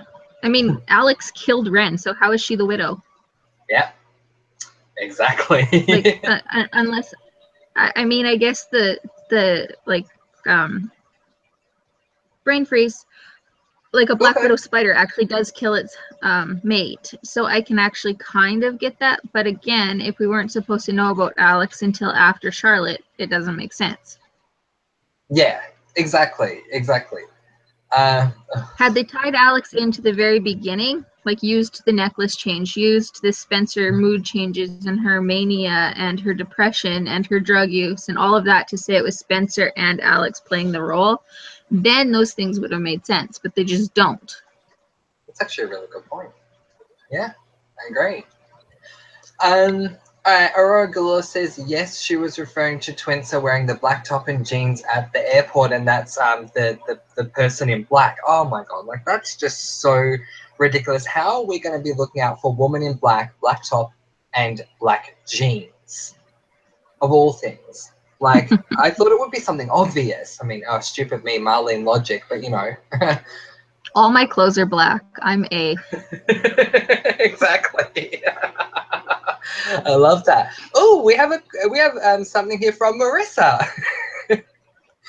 Marissa says, lol, for real, the entire mystery was solved by a bloody blind woman and a stupid horse. Way to punch your fans in the face, Marlene. Marissa, I have to completely agree with that there. Yeah, like, I mean, it's completely ridiculous the way that it ended. It's definitely a punch to the face, to the fans' faces. I agree with that. Marissa, what's your thought on Marissa's comment? I just really hate that freaking horse, and then Jenna figured it out. Like, we're told, oh, there's all these clues and all this stuff, and it's like, oh, well, if I was a blind horse, I would have got it. Mm-hmm. Yeah, exactly. Just nuts. All right, Aurora Galore says, how did Cece get in and out of the country after her face was all over the news because she killed Wilden? That is a very good point. Now, obviously, we know that she had a couple of different aliases, especially when it came to her passports. So I think that could be part of it. And obviously, as well, she was wearing the incognito disguise, so like the hat and the wig and all that. But it is still a great point. Marissa, your thoughts on that? I actually had that same thought about Mona getting Mary and Alex out of the country. How did she get them out of the country when Mary was a known fugitive who had just escaped from jail for murder? Yeah. And Alex was wanted for kidnapping and torture. Yeah. How the hell did Mona do that? Does she just have a private jet somewhere too? Oh, totally. She has a private jet just located, ready to go when she needs it. Oh gosh. Unless her cop boyfriend just sort of loaded them onto that private jet for her and they flew straight to France. But still, I mean, there was no paperwork. Good point. Yes, it's Marlene likes to say dream logic and I like to say Marlene logic. Because no one else. She only started saying she only said dream logic though when everyone was pissed about Charlotte. And then she was like, oh, well, it's dream logic. Before that, everything was supposed to make sense. We were supposed to be looking at everything as a clue. And then all of a sudden it was like, oh, no, fuck you. I was just, it's dream logic. If you can't dream, then of course you wouldn't get the why a horse would know. Oh, gosh, so true, though. All right, Annabelle Foster says, plus, Marissa, when is Marlene ever smart enough to use a realistic symbol like an actual Black Widow? Never. Exactly. She doesn't say, lol. Turns out that PLL was sponsored by an all-black clothing line. Hard to get that AdSense. I may want to start shopping there. Yeah, exactly. Here's a great question. Even if we jumped into the show, that we could ask in general: why is Rosewood Police Department so bad at hiring? There we go. At hiring. I thought it was going to say like at finding the people, only but yeah. one who, the only one who seemed any good was I can't remember her name now. Can you The describe black her? lady cop. Tanner? The black lady cop who was coming, Tanner, who was coming in from another place to say basically these cops are incompetent. I've got to do all the work here. Yeah, and you know what's so funny about that? I always thought she was so sus, and I can't believe it took me to the end of the last episode to go, oh, wait, so by that logic, Tanner actually was innocent this whole time.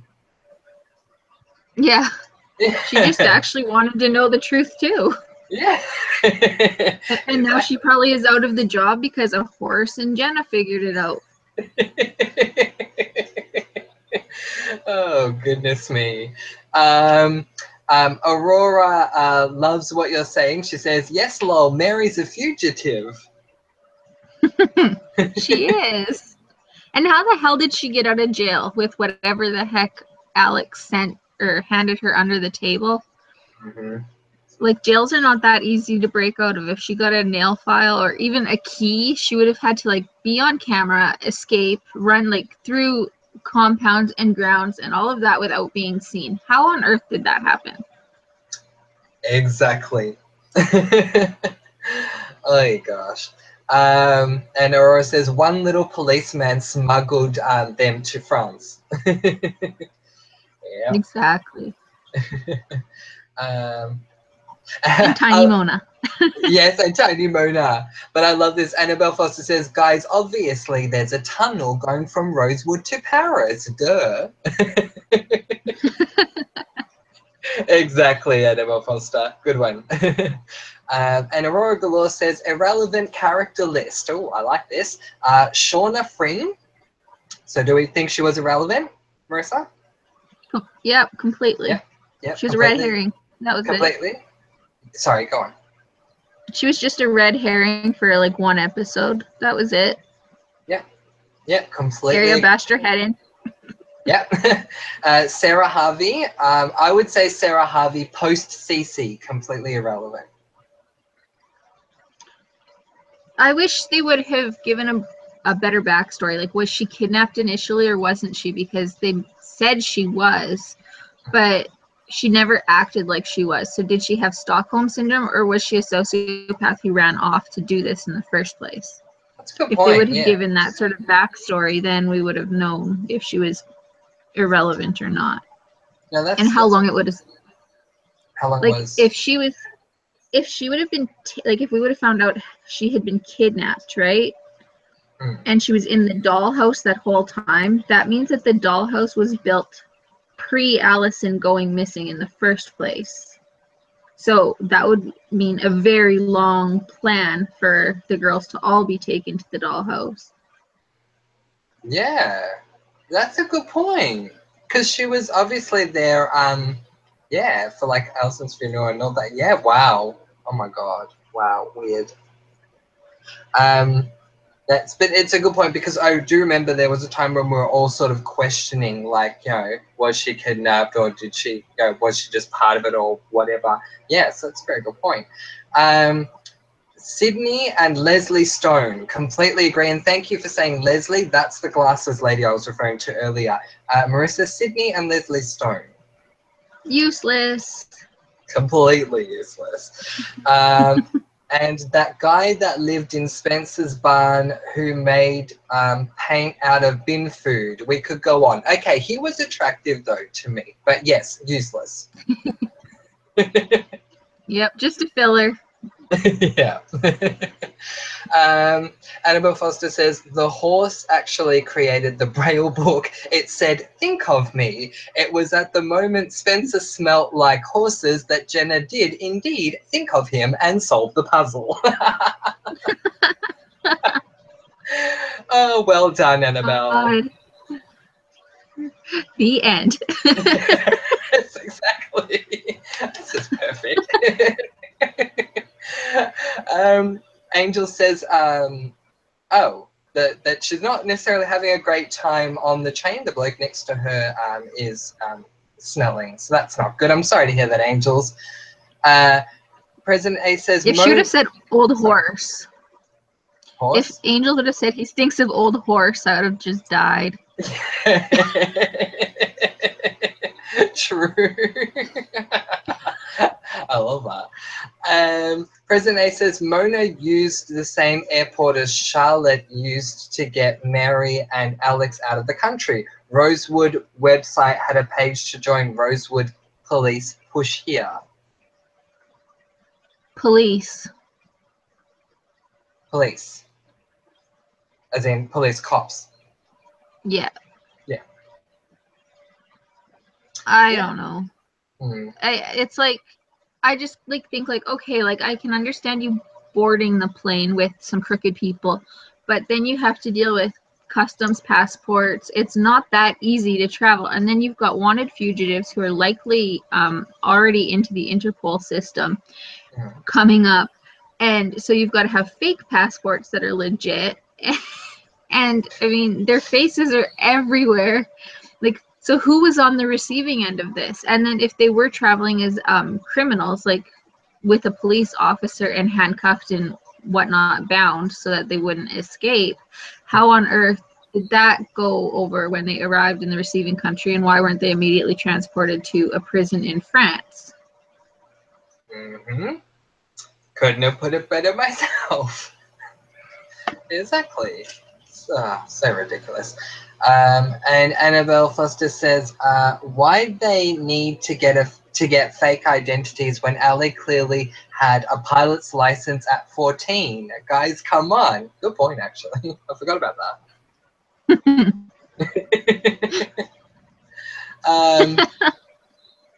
Sorry, go ahead, Marissa. I'm just laughing. This show, it's the tragedy of it all is we wasted 7 years and thousands of hours theorizing. Exactly. I should just post Marlene's phone number. No. Oh, you should. Oh, that'd be perfect. No, I think it's so good to be able to have this chat again, and obviously, there were so many of us affected by the series and the finale. And yeah, it's amazing that it's been 2 months, and I can certainly say for me, still thinking about it now, I'm still frustrated about it at the moment as I was back then. Yeah. I actually think I'm more pissed off now because as I've been able to I watched the episode and I was furious, but now I'm like, wait a second, this doesn't make sense, and this doesn't make sense, and this doesn't make sense, and this character has holes. They never had to introduce any of the new characters that they did, and there was enough holes and clues that any one of the original cast members could have been the ultimate A. Yeah, no, exactly. And I know I'm reading in order, but I just want to read the most recent quote because this makes such sense to what we're saying. Annabelle Foster says, on the DVDs, I expect the quote to be like, tragic, New York Times. I love that. Good one, Annabelle. Yes. So Aurora says, why did Ezra give Arya a key to that cabin? Then she had to guess the password. Good one. Why would he get a text saying someone has successfully entered the cabin when it wasn't his cabin to begin with? Oh, wasn't it his cabin? He said he was borrowing it from a friend. Or he was Ah. watching it for a friend while the friend was out of town. Good memory, Aurora. I must say I forgot those tiny details, so well done.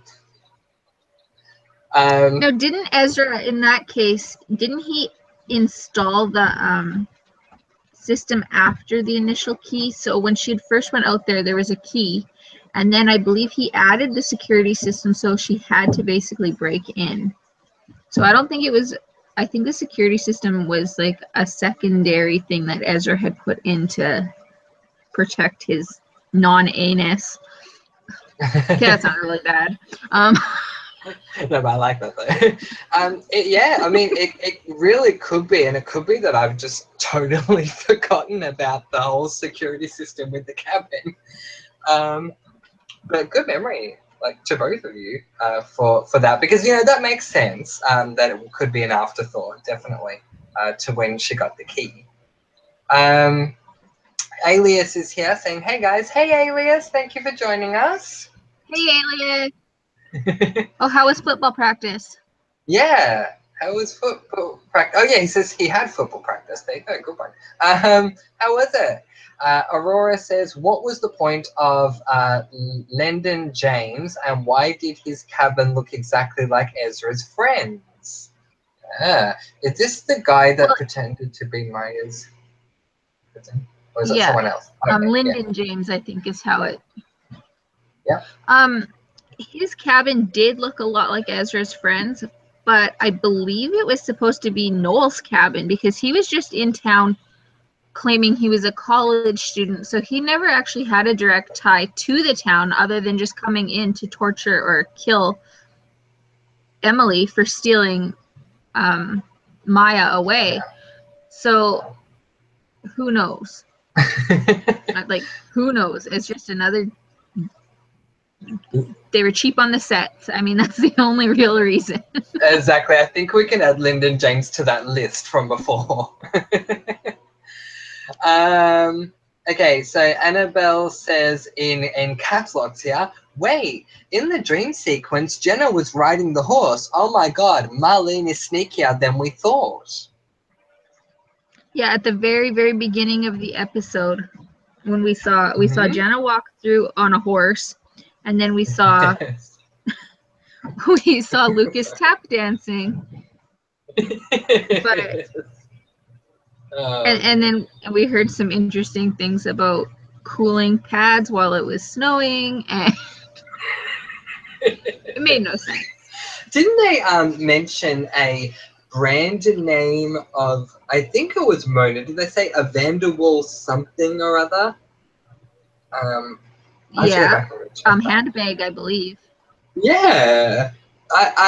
Yeah, because someone was saying something about that to me, because I missed it the first time, and so I went back just to that scene to relook at it and thought, there you go. But yeah, I'm guessing maybe that's meant to be the connection, that it was Mona dreaming or having a I don't know, imagining it or whatever. Gosh, Marlene. Where do I begin? I mean, I think the question is more, when will I end? I think it will take a good couple of years to get through everything we need to ask Marlene. So the Ten Commandments. Well, and I'm actually expecting it. Sorry, I'm actually expecting that they're going to write a book with all of the answers as another money grab. You know what? That makes sense. And they'd make a lot of money too. If they had all the answers in there, people would flock to the stores and buy them. Exactly. Yeah, so that makes sense. So I can see that happening in the next year or two. Oh my gosh. Wow. Okay, well, we'll have to see. Good luck, Angels, with your trip. Hopefully you'll be here soon. Alias says that his football went well. Yay. And we want to say a shout out to the Ten Commandments Killer who's here. Hey, Ten Commandments Killer. Hey, you haven't been here in a while. Yeah, it's so awesome. Like I was saying earlier, that we have not only the people that show up to a lot of the chats, but we also have people we haven't seen for a while that are here at this chat. It's so great to have you all back again. Yeah, it's awesome. So Annabelle Foster says, still can't believe Noel pulled a Professor Slughorn on us and hid as a piece of furniture. He did? I mean, I totally get what you're saying there with Slughorn, but what do you mean by he hid as a piece of furniture? Oh, that's right, at Spencer's, at the holiday house, Spencer's holiday house, he hid in the furniture, and he came out with a knife because Spencer had something on her. I forgot what it was. Does any of this ring a bell to you, Marissa? No. Yeah, so they had something. I'm trying to remember what the heck it was. Was it the diary? I don't know. It was something. And so Spencer said she was going to stow it away at their family's holiday house. She went there. She's going to find somewhere to put it away. And suddenly Noel pushes a knife through the couch. He's hiding in the couch. I can't believe I totally forgot about that. It was very early on. Wow. Well done, Annabelle. Aurora Galore says, how did Mona not figure out Cece was A when there was that recorded scene of her fake dying before she was kidnapped? Wouldn't she have seen that person's face? Good question. I have theorized that Mona was not ever actually kidnapped and that it was all staged because, one, she was doing her blood and keeping it in a little fridge, right? Yep, For the purpose of faking her death. Yep. And then when she was dead, there was blood everywhere. So clearly it was that blood that was used because they confirmed that she was dead based on the volume of blood. And there were no vials found and the fridge was gone. Ah, So I think that house Mona is not being kept the same as the other girls. Like we don't see a Mona bedroom. And she's playing nurse. She's never microchipped like the other girls. And like there's just so many little things. And she gets to play Allison, who was always the center of their world. So I've thought, especially since the finale where we see another dollhouse and Mona's in charge of it, that Mona was likely working with Cece with the original dollhouse as well.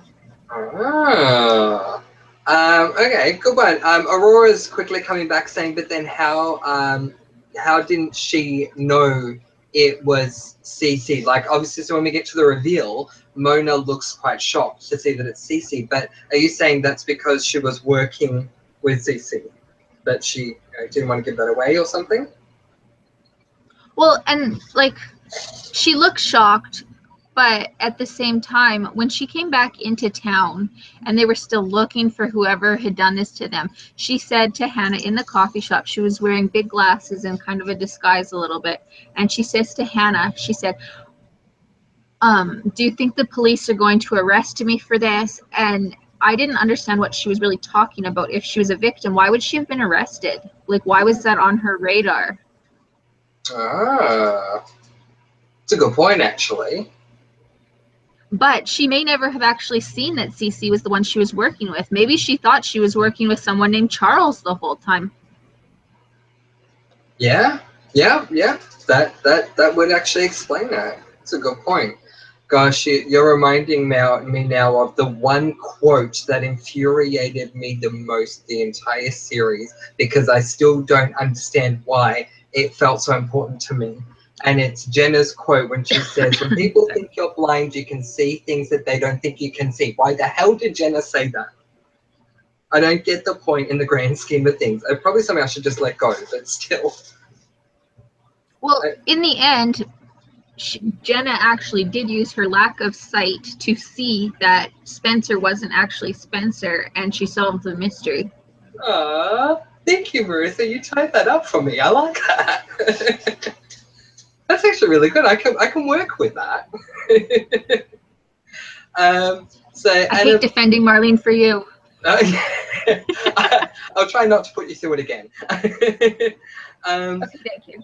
So Annabelle Foster says, regarding the book we're talking about, she says, quote, Marlene Tells All in new book starts off with chapter 1, quote, in my mind.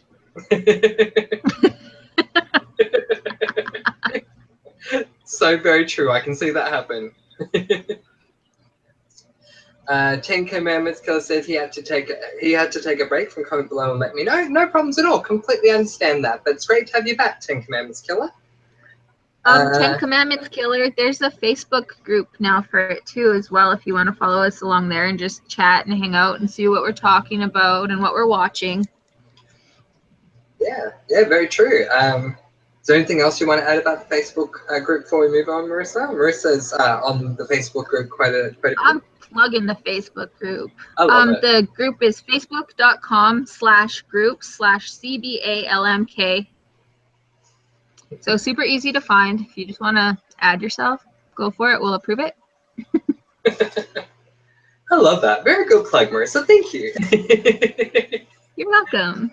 Excellent. Yes, I hope people do. Like, the Facebook group is a great way to stay involved. Whether you want to come to the chats or not, it's a great way to see what we are doing and what's coming up. So I definitely agree with you there. Yeah, very good.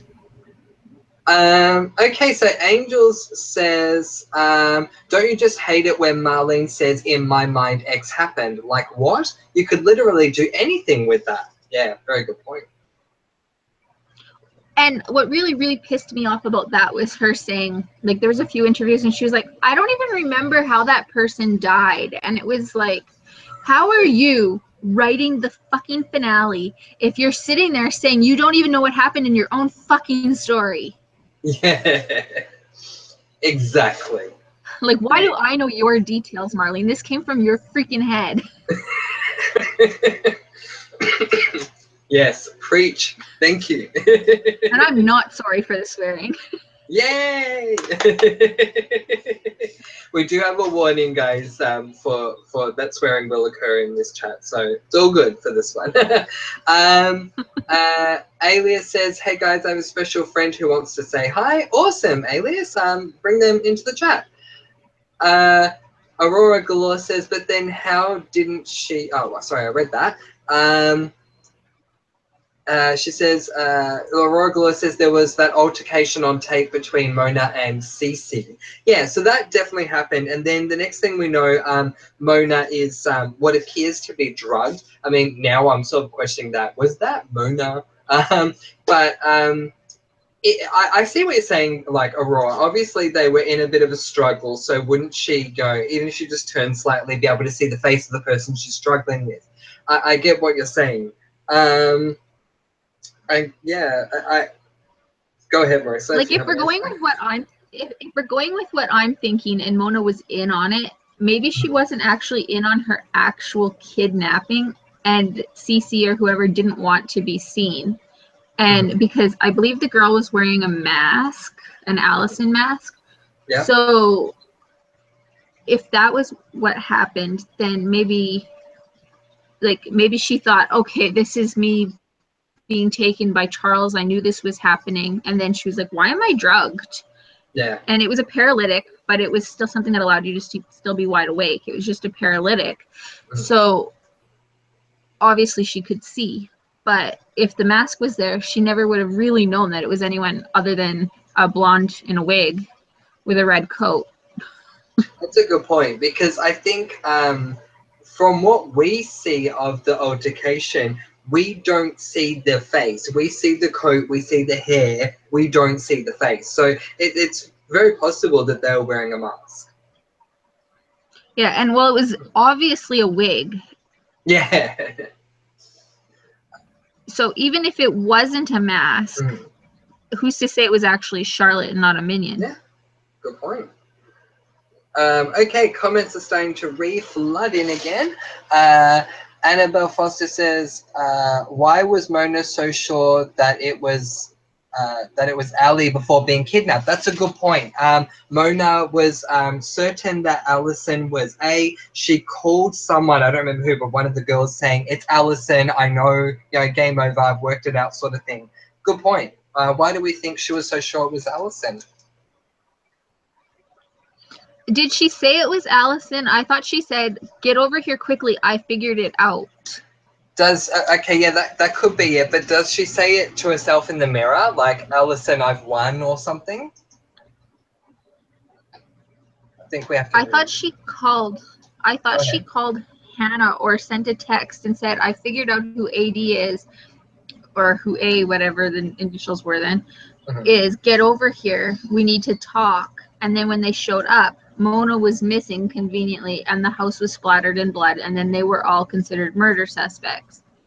Right. Yeah, we'll need to get clarification on that. I know she made the phone call. She hangs up the phone call. I know she says something in the mirror right in between the phone call and the person coming in the room. But I don't remember if she uses the word Allison or not. So if we can get confirmation on that, that would be great. But in the meantime, we'll move on to... I don't think she used a name. I think she used something like, "Oh, it's you," or "You're here," or just something like sort of shocked. Okay. All right, well, let's move on to the next one. Aurora Galore says, was Ezra really dating a 14-year-old? Was she 14 at the start? Well, she was, I believe they started in grade 10 or 11. So grade 9 is a 14-year-old, so 10 is 15, 11 is 16, and she was driving in the pilot, so she was at least 16. Okay, but still, either way, yes, he was dating a minor. Wasn't good. But 16 versus 24 isn't quite as bad as 14 versus 24. That's true. It may only be 2 years, but yeah, it's a bit of a difference. Taking her to a bar with his pie and beer. That's right. They made a big thing about that board shorts ale and the pie. I don't remember what the pie was. But yeah, that was the thing at one time. I think Aurora is referring to when he went to the pub for his book reading and had Arya come along to watch, and then continued to drink, and he had beer and they played darts and stuff. But I could be wrong, but I'm just thinking in the same time frame as the first season. He did do that, and she met one of his mates from school. Yeah, and they were doing darts and stuff. Yeah. So I don't know if she's talking the same thing, but that's what she just reminded me of. So either way, very irresponsible. Well, yeah, she's basically saying, like, why is it not talked about anymore? Yeah, it's a good point. So Annabelle Foster says, after the reveal, the police force turned to blind people because the people in it beforehand were more blind than actual blind people. Good one, Annabelle. I love it. Oh. AD is here, everyone. AD says, hello, mates. Hi, AD. I think that's okay, yeah. Yeah. Sorry, I was gonna say I think that's someone else, but no, my brain froze again. Yeah, it's all good. I think my brain is run by Windows, so any glitches in my brain are courtesy of Windows. No, I think it is actually what you're thinking, but either way, hello, AD. President A says, not as bad as Marlene's family, had more scenes in the finale than Jenna and Lucas combined. Yeah, that... Way to plug yourself, Marlene. Way to plug yourself. At least she didn't come out as A, though. Oh, thank God. I still remember doing that theory video where I thought, it's possible Marlene's going to be AD. I thought she would just because she's a narcissist. It was me all along. Gosh, but as sad as it is, it would have made a heck of a lot more sense than Alex. Could you imagine had she come on and been like, I'm your mother, like, to all the girls? And she's like, and these are your brothers, and they're the ones who've been torturing you. Oh, goodness. Oh, wow. I mean, seriously, that would have been something. It would have made just as much sense. Yeah, exactly. Aurora Galore says that song with Mona in the car. Love her, love her. We got to get out of this place. Oh my god, I cried so hard. I did a contemporary dance piece to that song. I don't remember Oh the wow. scene. Do you have a video of that? Do I? No, Aurora, do you have a video of the contemporary dance piece? Yeah, true. That'd be good to see. If you do, you should totally post it somewhere and let us link it to us so we can see, because that's awesome. Yeah, completely agree. It's really awesome. Like, I mean, we ended up hating the finale and even like scenes within the last few seasons. But I have to say that the creative side of this show really brought in a lot for the talent. Like, we've seen so many people become really great YouTubers with amazing theories and picking up clues and all of that sort of thing. And like Aurora said, like, she did the contemporary dance. Like, it really pulled out a lot of artistic sides in people, and so that's a really awesome thing that happened, and it created a ton of friendships. Oh yeah, exactly. Yeah, no, I completely agree with all that, and definitely the friendships. Like, I love that, despite the fact that we all, as you say, hated the finale, we can all sort of come together to talk about how we hate the finale. As say, like, it creates a bunch of friendships. I think it's fantastic. But yeah, the dance thing is awesome. I love dance personally. So I completely agree with you. It'd be great to see it. Okay, Annabelle Foster says, plot twist, PLR was just a huge ad for, should have gone to Specsavers. Lol. It's an ad here in Australia. I don't think you have Specsavers in the US, do you? No, we have, I think there's lens crafters and stuff, but it's the same thing, so yeah. I get it. Funny, love it. President A is confirming Mona called Aria. Oh, okay. So when Mona was about to be kidnapped, she called Arya. Yeah. To tell her. Yeah. Aurora Galore says talking about when we're just talking about that the thing where we're working out if it's Allison or what. She called Aria. Don't mind me, guys. It's 2:20 in the morning. All right. Annabelle Foster says, imagine skipping most of your high school education to float around town playing dress-ups and watching your friends get tortured, then still managing to graduate. That's wild. True, completely true. Although I must say... Yeah, go ahead. Go ahead. No, you go ahead. I was going to say, like, in Mona's case, that really shows, like, her intellect and her genius, because she was able to pull all of that off while suffering from a mental break and then be revealed as A. But with Alex, we're led to believe that she was an orphan, ran away from the orphanage at the age of 10 and grew up on the streets. And then she inherited this money from Cece, or she stole it, I guess, through Rollins. And so where did she get, like, her intelligence from? And I'm not saying that you cannot be self-educated, because you really, really can be. But she was working in a pub, and she couldn't even speak English. And yeah. And there she is, like, just suddenly this brilliant mastermind of this, like, extreme game. And no. Nah, completely agree. Just doesn't make any sense at all.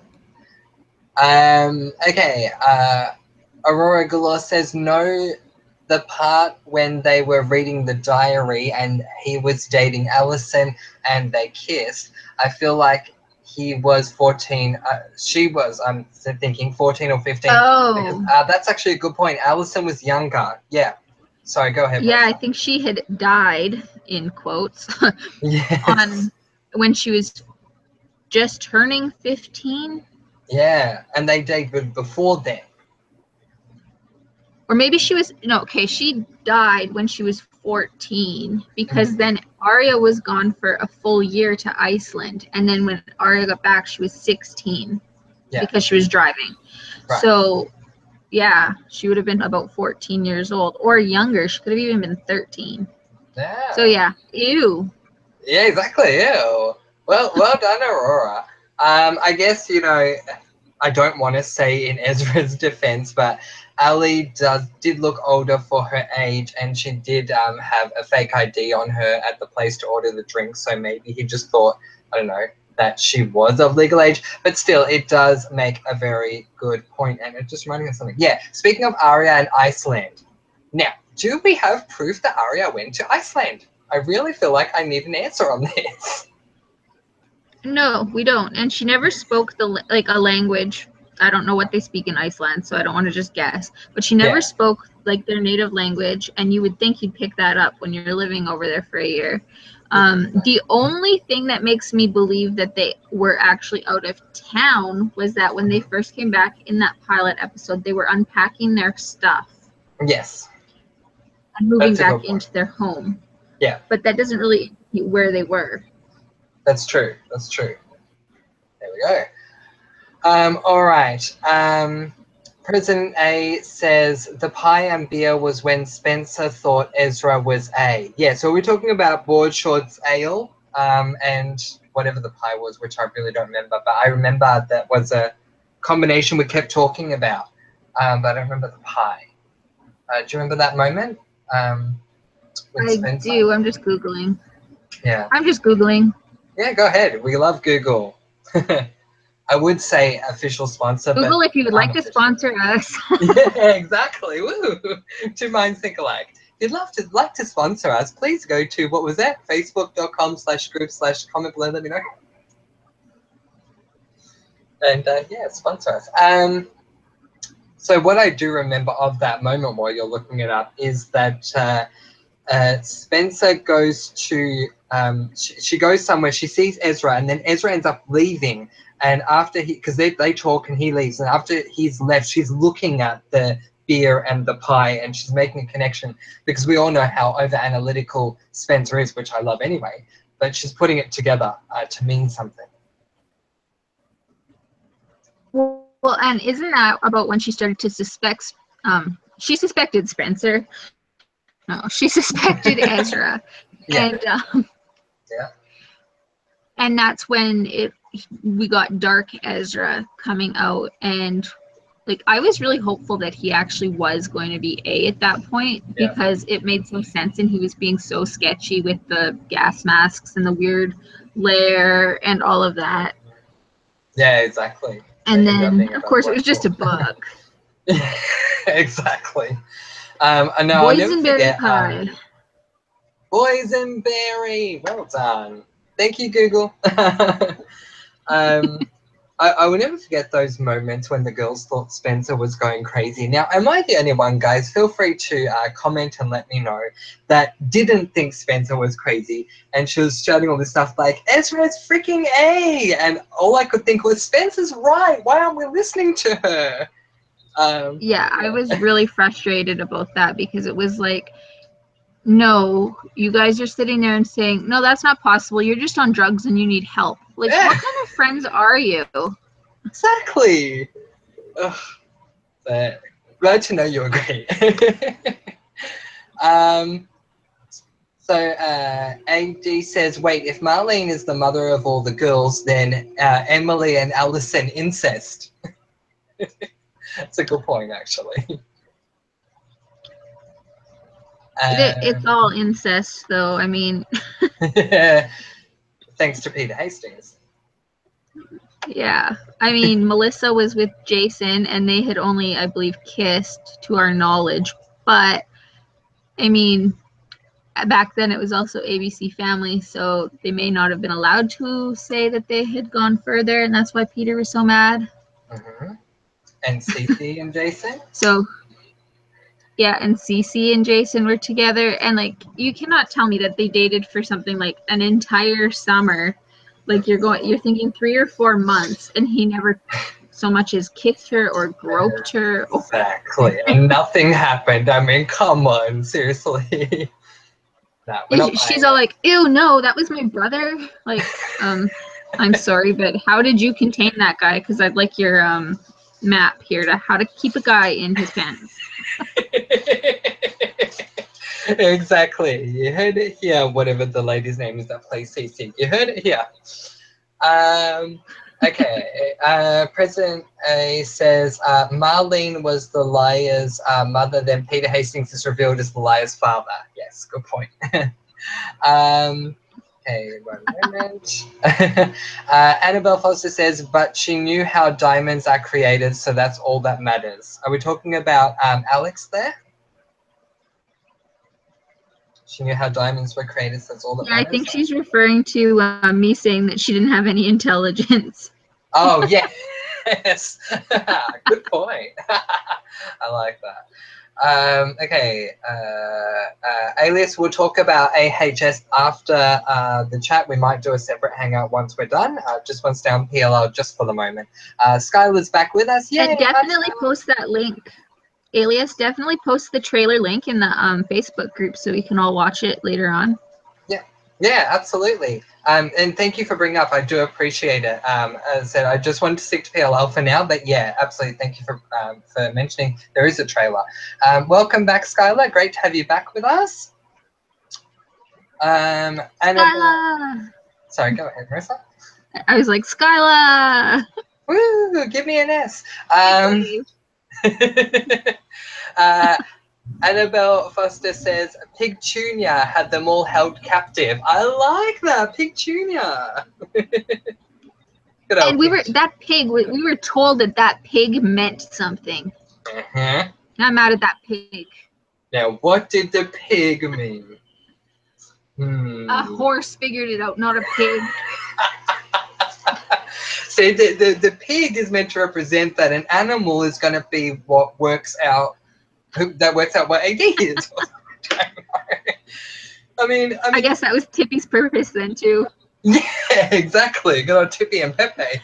But I mean, in Marlene's mind, that's what happened. So, yeah. Thanks, Marlene. Good one, Annabelle. I like that. Aurora says it was like, that's actually a good point. It was like when Lindsay Lohan grew up in Africa in Mean Girls, but had an American accent. So hashtag Iceland logic. Yeah, exactly.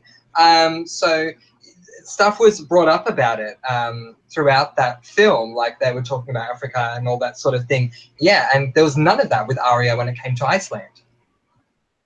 Actually, with Iceland maybe, but with Africa, at least South Africa, I can't remember where Lindsay Lohan was in that movie, but I know several women who grew up or have lived in South Africa for many, many years, and they don't have any accent. Oh, there you go. Interesting. And most of them are actually white women, even though they grew up or were born there.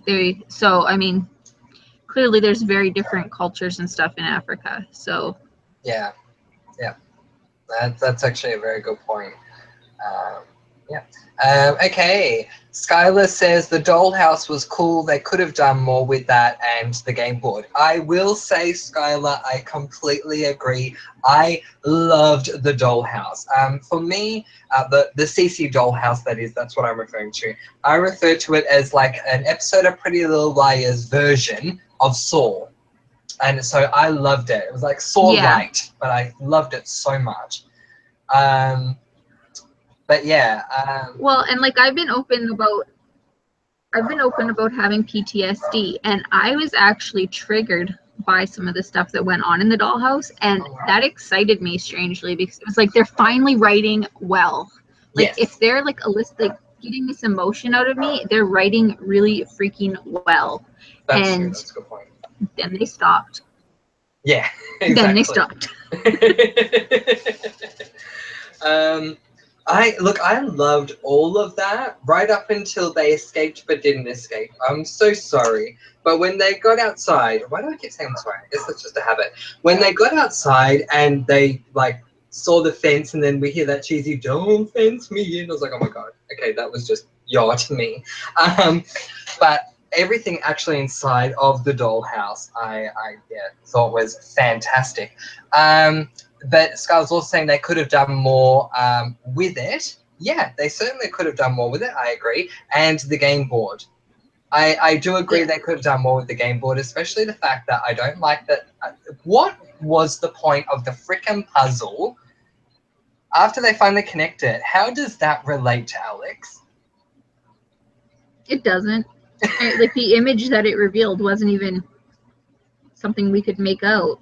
Exactly. Like, I think that would piss me off more than anything else. Like, we worked for this freaking puzzle and it means nothing. Now, if they would have revealed it and shown a picture of Alex or Spencer, then everyone would have been like, Spencer, what the hell? Like, why are you doing this to us? And it would have caused a lot of drama. But again, they didn't go there. Yeah. Yeah, exactly. And again, an easy thing that they could have done. Didn't do it. Marlene logic. Okay. Annabelle Foster says, not like incest hasn't happened before. I mean, Jason and Cece. Yeah, absolutely. We were saying that as well. Okay, I think I'm a little bit behind. Yeah. I'm not sure where you are. I see one that says from Skyla. Ooh, plot hole. Ezra paid Cece at one point when he was like an A, but wasn't Cece like A at the time? Yes. Yeah, that's where we're up to. Yeah. At one point in time when he was like an A, but wasn't Cece like Ezra? Yeah. Yeah, none of that makes sense. So Marissa, do you mind? And it was research for his book. Do you mind to keep on going? Can you just give me 1 moment? I'll be right back. Can you keep going with that? Yeah, thank you. Yeah. I'll be back. So for me, I feel like with that one, like we were led to believe afterwards that that was with his book, and it wasn't. I mean, how was he paying her, right? So I think that's what Skyla's trying to point out. And then Alias says he knows. He caught that too. Poor Angels is still stuck traveling with a lot of delays.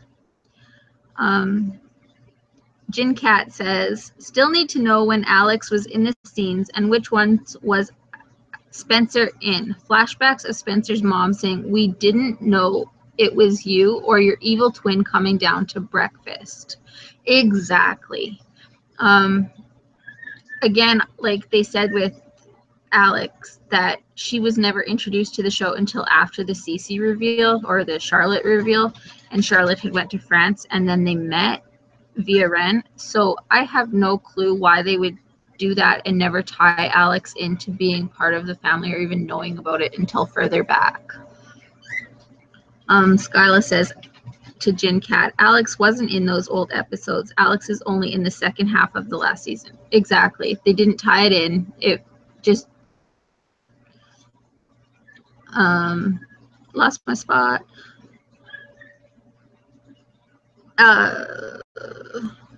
Skyla says, needing a visiting pass in Racket, but wasn't she like a patient?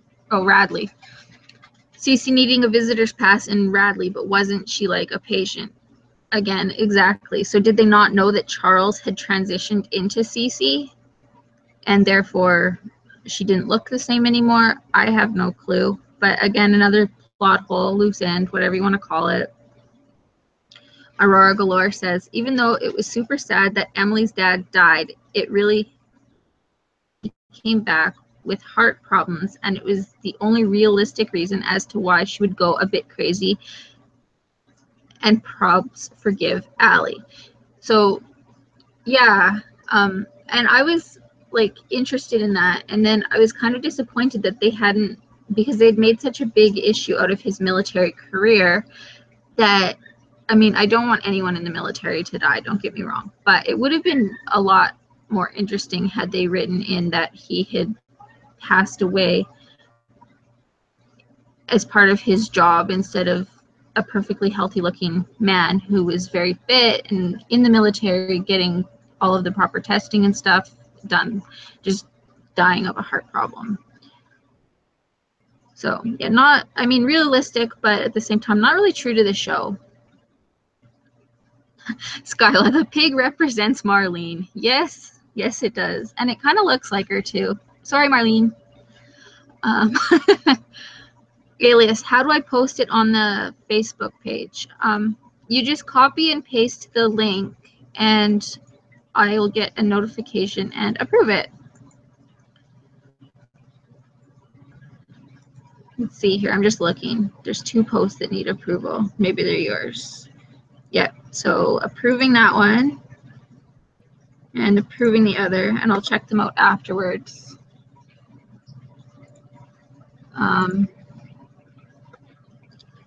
Aurora Galore says, at the honky dance, not sure how you say that, but I know what you're meaning, the and stuff. When Paige and Emily dance and the song sings, I wanted to dance with you on the last song. PLL, don't spoil the moment with some commentary. Very true. They really made it look like Paige and Emily were destined to fail from the start with, I mean, their relationship starting with Paige holding Emily underwater. But yeah, they ruined the moments that could have been. And for me, it made me a fan, but I wasn't really a fan of Emily with anybody. So like, I didn't like her with Allison either, because Allison was so manipulative and really cruel to Emily. And I feel like going on that most of these girls really did settle for someone who was sort of abusive. Like Ezra was abusive and manipulative. Allison was abusive and manipulative. Spencer, I think she's single. I mean, they didn't really clear that up with her and Toby at the end.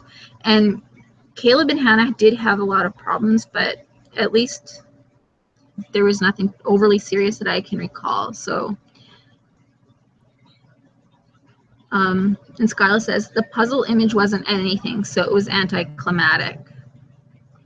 And exactly, it was just, we saw the image as a spoiler. It was very anticlimactic. And then when they revealed it, the spoiler was actually true. It didn't make any sense at all. And Alias says, he's got it. So I'm assuming he means with the Facebook. So anybody else have anything to say, since I'm sitting here talking to myself while Francois is out having a cigarette?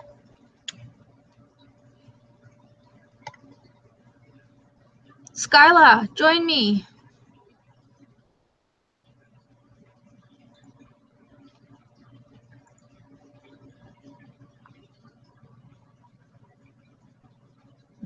The link to actually join in, if you do want to join the Hangout, is posted by Francois in the Facebook group.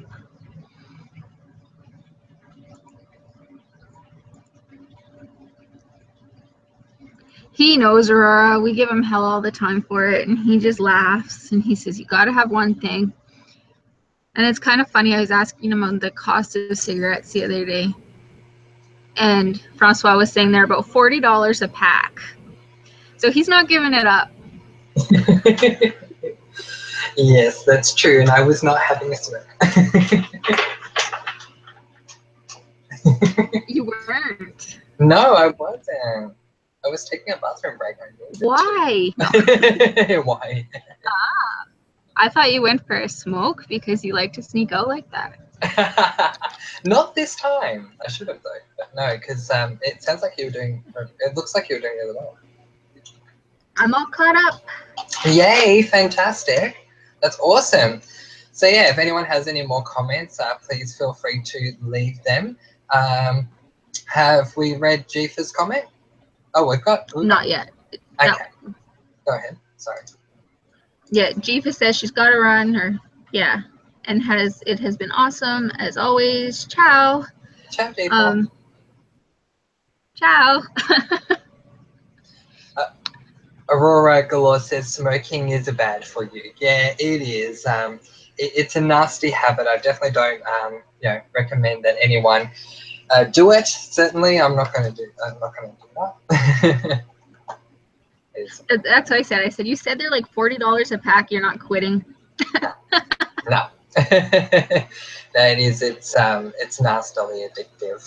But yeah, definitely not going to be endorsing smokes on this channel either.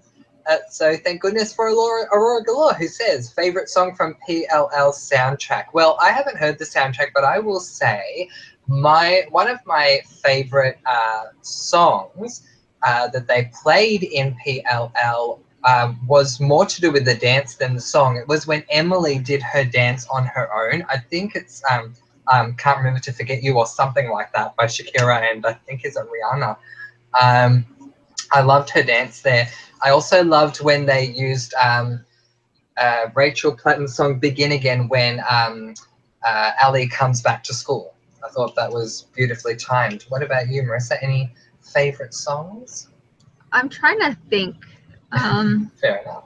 Like, I've got my shows all scrambled in my head when it comes to music. There was one, I don't know if it was an old Johnny Cash song that had been redone, but it was a remake, and I really liked that it was a girl's voice and she was singing it really slow and more edged out and melodic. And I really appreciated like how they brought in new artists to recreate some of the older songs. Yeah. So I really did like how they did that. And then, of course, I mean, Patsy Cline, I really did like some of the music they used, but I hated that they made such a big deal out of Patsy Cline. I mean, she should get, I know she's passed on, but she should get from the making of the PLL because she was basically part of the plot. Yeah. Yeah, no, definitely. I completely agree with you. We've got people who are looking to join. Well, I think we had someone looking to join the Facebook group, but I don't know if they've been added because they're not there anymore. So that's interesting. But yeah, I approved 2 posts. I approved Alias's post for the American Horror Story trailers, yeah. but I didn't see a member request. That's fine. Yeah, it came up in my notifications, but they're gone now. Yeah, so I just want to reiterate what Marissa was saying. If you did want to join us, the link is there on Facebook, but that's up to you guys if you want to do that. Skylar, come along and join us. I heard you say that a moment ago. Yes. Come on in. Yeah, I'm like, Skylar, where are you? Yes. Like, it's a Saturday, girl. You're not working. Come on in. Yeah, exactly. And I think she's been commenting during the chat. Yeah, so she commented recently. So come on in, Skylar. But we do have some more comments, which is really cool, you guys. You've kept this chat going, so that's fantastic. Thank you. Yes, Aurora Galore, it was Shakira. I am a fan of Shakira, so I was very happy that her song was there. President A says, my 3 favorite songs, Fight Song, Trespassing, and Cuckoo from Adam Lambert. Were they in Pretty Little Liars? Oh, I absolutely loved Adam Lambert on the Ghost Train. I really, really, really loved his performance because he stayed true to Adam Lambert. And like even the girls, like the actresses said that was such an exciting moment because they didn't fully know what was going to happen on that train. And then Adam Lambert showed up and they were just like starstruck too. Oh, well, that's awesome. So they didn't know. So they knew that, like, they knew what was going to happen, but they didn't know who was going to be performing.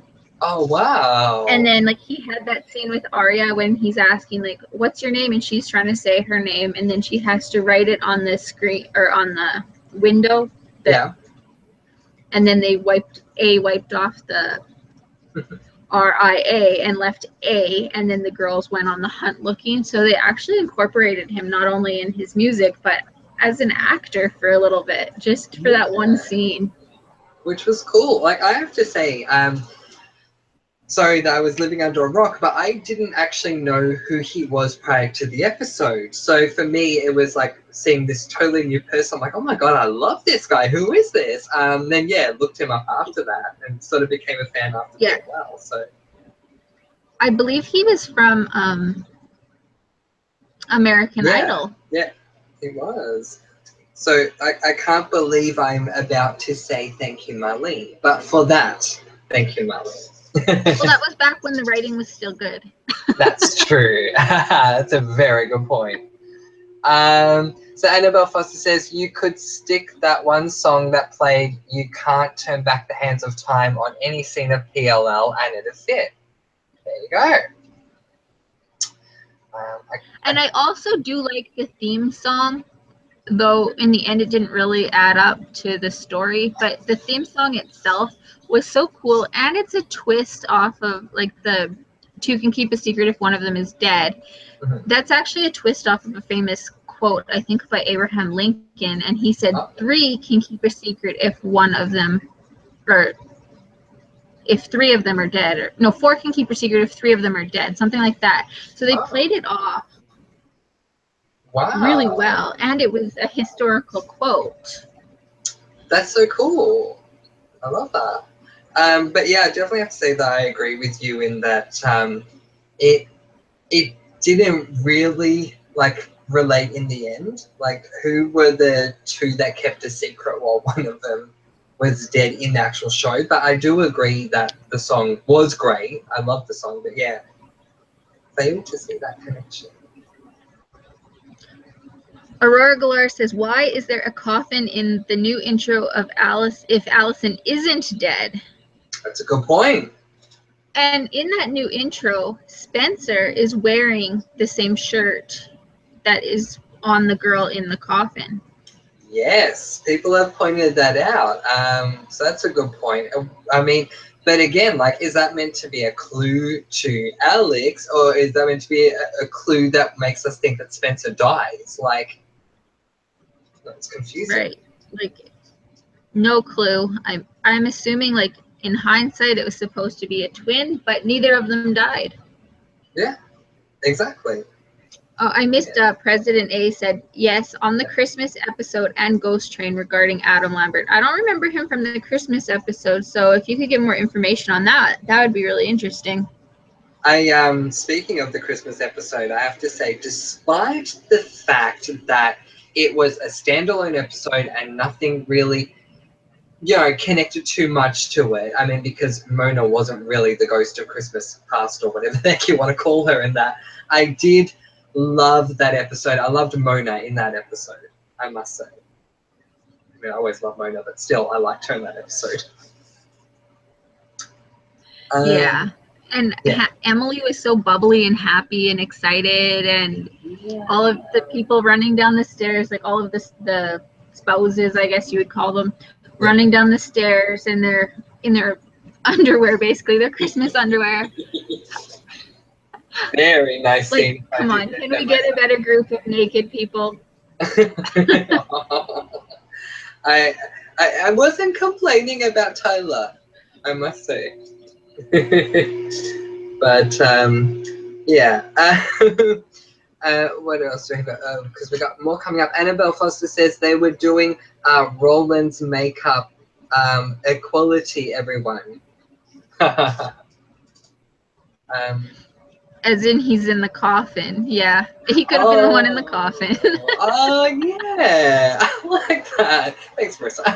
Yeah, that's a cool one. They just dressed him up like Spencer, tossed him in. Very nice. Like, bitch, you want to do this? We're dressing you in drag before you go in the grave. Just perfect. Aurora Galore says, what was that 2 yellow tops in the piano thing about? Good point. That actually alluded to Charlotte, or I guess at the time it was Charles, being wanting to be a boy, and the reason that they didn't want Peter to find out was because Peter was very much against that. Yes. So they had to hide it, but he still wanted to have girl clothes. So it was actually kind of a sad thing. Yeah. No, you're absolutely right. And Cece makes a point of that when she's doing the reveal and talking to Alice, and she says, from that moment on, Mum would always buy me dresses. And yeah, so it is referred to. You're absolutely right. That's well done. Where are we? President A says, fight song from Rachel Platten was on the Christmas episode. Oh.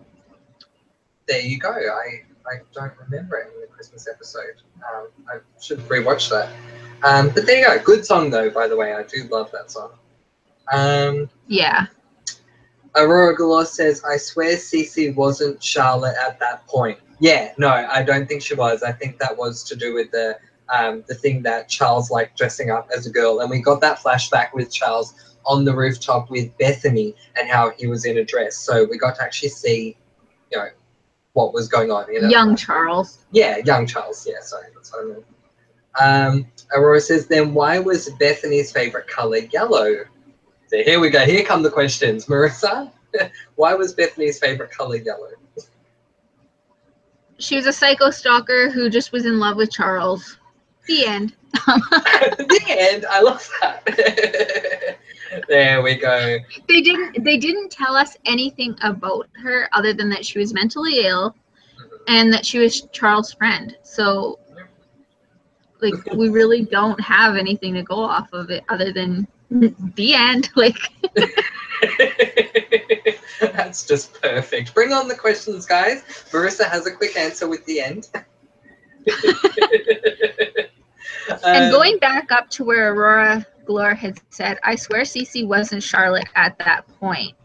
Talking about Cece and Charlotte as two separate people has really bothered me because, like, I don't know if Dario is here today to kind of chime in, but when somebody has fully transitioned, they usually take on a new persona or name, like to be either more feminine or masculine, right? And so that really, really pissed me off that they went and said, hi, I'm Cece. And she was Cece all along. And then suddenly the girls were in the dollhouse and she was Charles, because the transition is something that is huge. Like, you wouldn't switch back to being male just to play that role. It would have always maintained I'm your sister. And then maybe the transition would have came out afterwards, like I transitioned earlier on.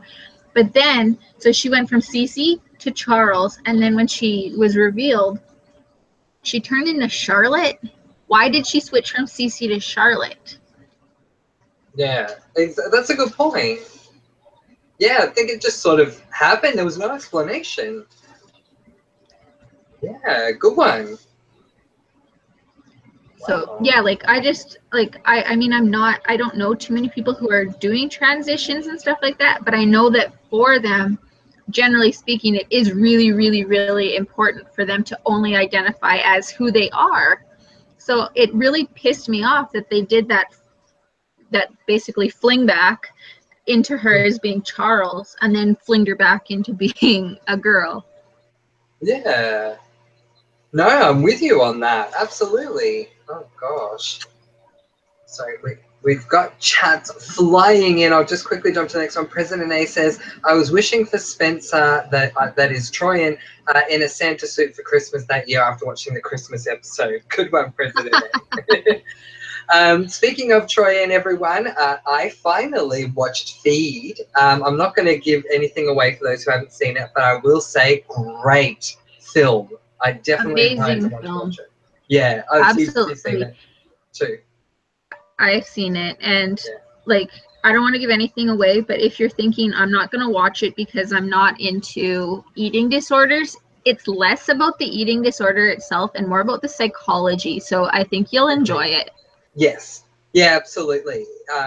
That was a thought that I had. Like, not that I wouldn't watch it for that, but I was thinking, okay, it's going to be all about the eating disorder. But no, it's absolutely about the psychology behind it. I completely agree. You won't be disappointed. It's a fantastic film. And well Troyan done does to an Troyan. Amazing job. Yeah, Troyan did an amazing job taking on the new role of somebody else. Like, she was still playing a high school student, so I was like, how am I going to differentiate this from Spencer? And she was not Spencer. No, not at all. Absolutely agree.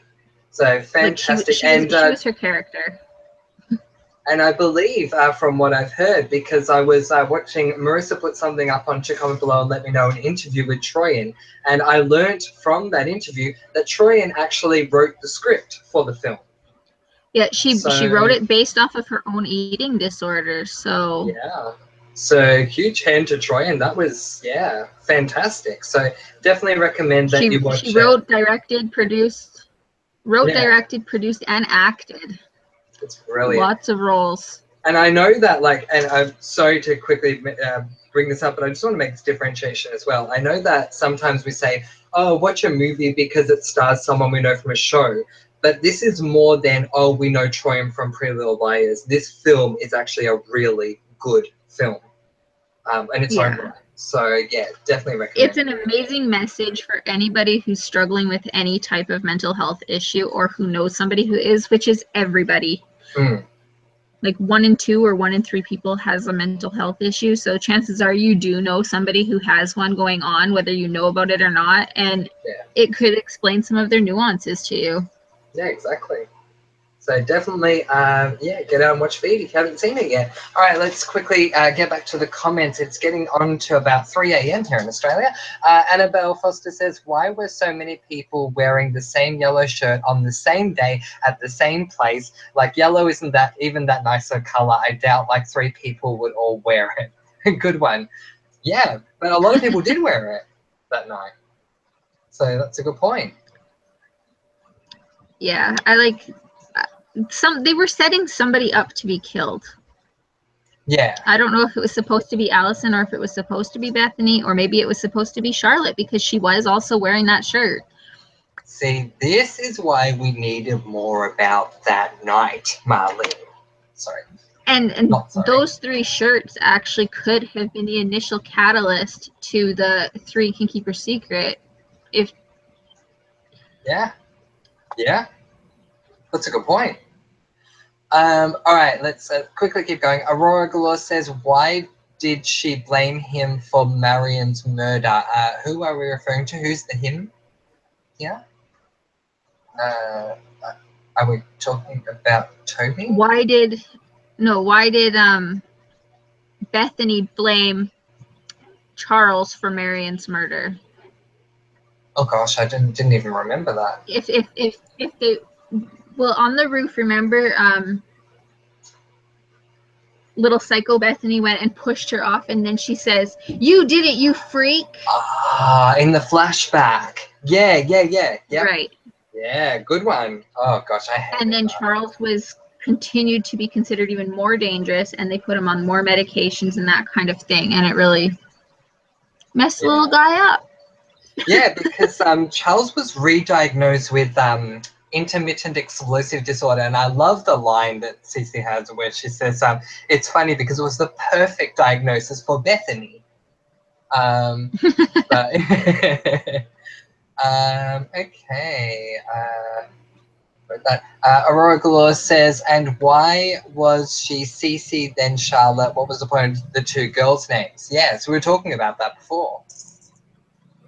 Yeah, exactly. It doesn't make any sense. And to me, like, as far as it not making sense, who really cares if they wanted to do that? But as somebody who advocates for the LGBT community, I felt like that was a huge slap in the face. And when I tweeted about it, one of the directors, Norman Buckley, he tweeted back at me that I was basically stupid and that he was gay and that he knew better and that him and his friends were all excited about it and that I was basically fucking wrong and he was fucking right and to shut my mouth. Wait, what? Yeah. So, wait, hang on. I'm so sorry to get you to say that again. Sorry, what happened? So when Norman Buckley, or when this happened, like with the transgender reveal, I tweeted out saying, at Norman Buckley, at Marlene King, you just slapped the LGBT community in the face and stepped it back because you just basically said transgender people are psychotic. Yeah. Because, and that is the stigma that they're trying to break. Like, that's a huge issue in the States. Yeah, exactly. And Norman Buckley came back and tweeted me in an attack mode saying that I was basically stupid and to fucking shut up. That his LGBT friends and himself, they all thought it was brilliant. Wow. See, you guys, the saddest thing about this, other than the fact that he personally attacked you, which I'm not going to take away from you at all, is that this is not a once-off thing. I know that Kelly Wilson has mentioned quite a few times in her chats that this has happened to many people that have simply tried to point out a fact and they were treated horrendously by people from Pretty Little Liars family. That's unbelievable. Yeah, I can't believe I said that to you. Once that CC reveal came out, they just turned into snarly little bitches, like, to be honest. They just, their whole tone changed, the way they were talking to people on Twitter. Like, I quit following them and stuff after that. I was like, screw you. I'm watching the show illegally, and I'm not giving you any more money. Yep. Well done, well done. I mean, but that's the thing, though. At the end of the day, like, don't they realize that, well, they're running a business, and for their business to succeed, they need fans. Like, don't, as they say, don't bite the hands that feed you. If it weren't for the fans, you wouldn't be on the air. Like, oh my God, I'm so shocked. And I'm so sorry that that happened to you. That's so bang out of order. I'm so sorry. It didn't really bug me because, like, I sort of expected it. I mean, he was defending his work, but it was a slap in the face to the LGBT community. I have not talked to a single person who is part of the community who wasn't insulted by that in at least a little, in some way. Like, Yeah, exactly. Oh gosh, so ridiculous. All right, let's move on.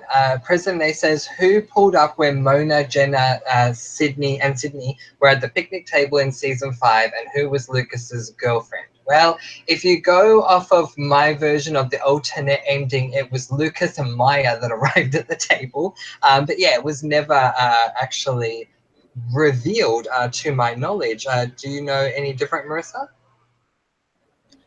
they never said who Lucas's girlfriend was, and I actually speculated that it was Cece. Oh, that makes sense. And that's why I had actually started to believe that he made the game board and that he was even possibly AD to avenge her death, and because his girlfriend had been killed. But again, they didn't go there, so we really don't have any answers. But they could have really tied that up. They really could have. For me, when it comes to Lucas's girlfriend, maybe I have a bias, but I think the reason we never met Lucas's girlfriend was because Lucas never had a girlfriend. Not to say he didn't have anything, but I just like to think that he had a boyfriend. He had a boyfriend and he never showed anyone. That's my opinion. Yeah, I thought he was going to be outed as gay as well, but again, they still didn't do it. So, to our knowledge, they said he was with his girlfriend and for 10 years. And just quickly on the other part, because this is a good point, a lot of people brought this up to me as well. The Mona, Jenna, Sydney scene at the picnic table. Someone shows up, we still don't know who it was. Unless, have you heard anything, Marissa, maybe that I haven't? I haven't, and I assumed it was Melissa. Yeah, okay. Well, there you go. Aurora Galore, don't worry, we're not going to give you any feed spoilers. I just wanted to promote it and say, everyone watch it. I know what it's like to not want spoilers myself. I'm currently watching another show. I won't talk about it, but I am, and I don't want anyone spoiling me on that. So I totally get the spoiler thing. We won't give you any spoilers on feed at all. President Ace says, the only 2 people I still follow on Twitter from PLL who's treated me with respect is Troyan and Mona, or Janelle Parrish. There you go. I actually had Ashley, so Hannah, retweet me a couple of times. And so I found it very interesting that she retweeted me while the director and writer were basically verbally abusing me. Well done. Well done, Ashley. I love that. And Annabelle Foster says, I remember originally there were hints that Lucas was the trans one. Yeah, I thought so too. Yeah. He was clearly always interested in Hannah. And I thought maybe he was trans, or maybe he was bisexual, or wasn't really sure. And then that tap dancing scene, I thought, well, maybe they are going to put him as Cece's lover or something like that, and use a stereotype, because I mean, unfortunately, the arts are stereotyped with gay men instead of straight men. So, but again, he made a cameo by tap dancing through while Jenna was on a horse, and the end, like. What else can you say? Oh gosh, yeah. I feel like after every scene that didn't make sense, they need to go back and just re-edit and be like, the end, and don't even think about this anymore. It's done. We're not giving you anything else. Just don't think. Exactly. um, Aurora Galore says, remember Lucas lost all of his millions on one deal with Hannah, which was his accountant asking him to spend money. Hashtag PLL logic. And one thing that did not make sense to me about that was when he says to Hannah, don't worry, I'll make it back in a few days. Mm-hmm.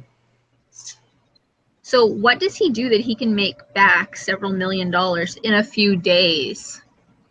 I'd like to know. Yeah.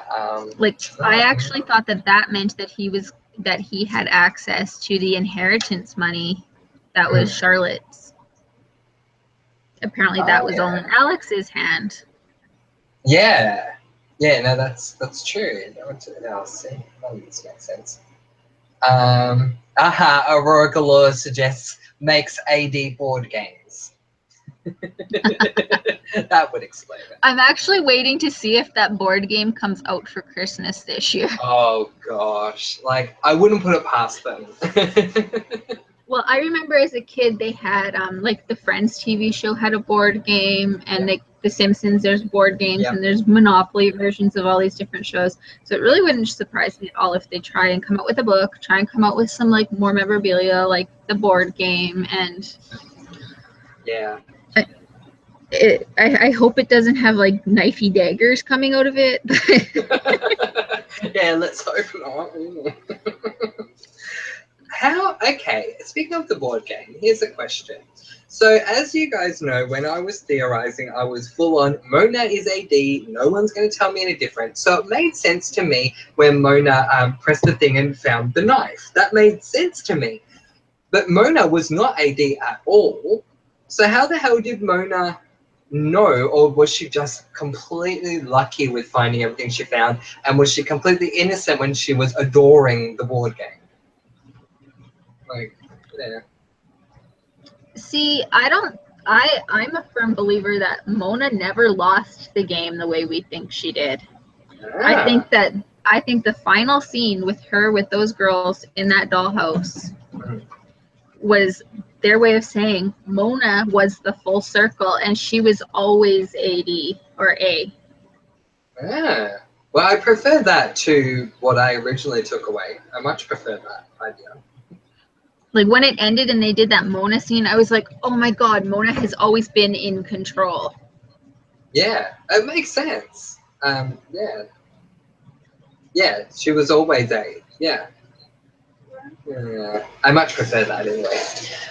Okay, Annabelle Foster says tap dancing turns to dirty dancing at night. That's how he earns his money. Very good. One way to do it.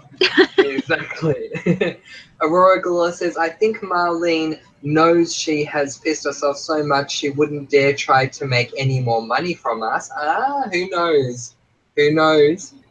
She also said she would never do the twin thing again, and she did it twice. Yep. And she promised that she wouldn't do a trans thing, and she did it. So she's Marlene. And nothing's a coincidence in Rosewood, and yet we can probably count like 100 things that were a coincidence. And Aurora also says when she adored the board game, I think she was innocent. I think she was innocent. I loved that. It was so her psycho coming out. Yeah, I agree. Yeah.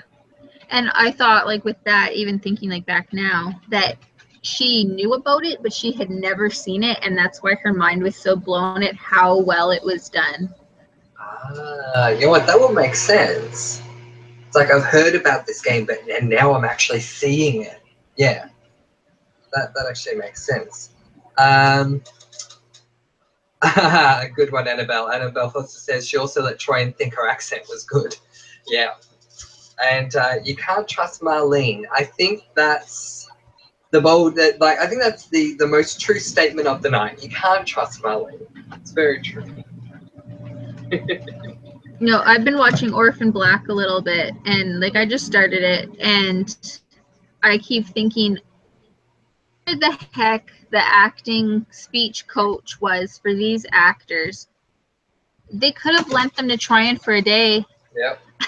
Exactly. Completely agree. And by the way, comment below as and let me know as that's the show I was talking about. Orphan Black, no spoilers. No spoilers. We started it. Yeah, exactly. We've done it. We've bowed to everyone saying watch it, so now don't spoil it for us. Has that actually finished? I I'll think have to it work finished that out. about 2 weeks ago. Oh, there you go. All right, staying on topic, Aurora Galore says, how would they possibly let Charlotte out of Radley? Um, uh, that's, yeah, I don't remember how her getting out. I mean, obviously she got out, but obviously she was doing okay at, Well, wait, do you mean what time? Charlotte or do you mean Cece? Yeah, see, and that's where I'm so confused. Yeah, because as Cece, like I'm guessing that maybe they would have given her bonus points kind of thing because she had went to school, she was making money, so she could actually afford to live on her own. And Yeah. usually part of a release like that is getting a job. She was working in that retail store. She had a car. She had the support of her mom. Mhm. Um, so she did have like the community support, the family stuff going on, and she was clearly coming back to Radley. We saw the visitors pass. Yeah. So there's that. But then with the Charlotte release, I have no clue because she was a criminal and she clearly had not changed at all. So other than the fact that Dr. Rollins was her doctor, there's no reason that she got out. Yeah. He lied in his files and made it look like she was sane, and she wasn't. She never got better, and he knew it. He just wanted her out. Yeah. Yeah, I would agree with that. Yeah, scary though. Because or it says after 5 years, even without the torture, she killed Wilden.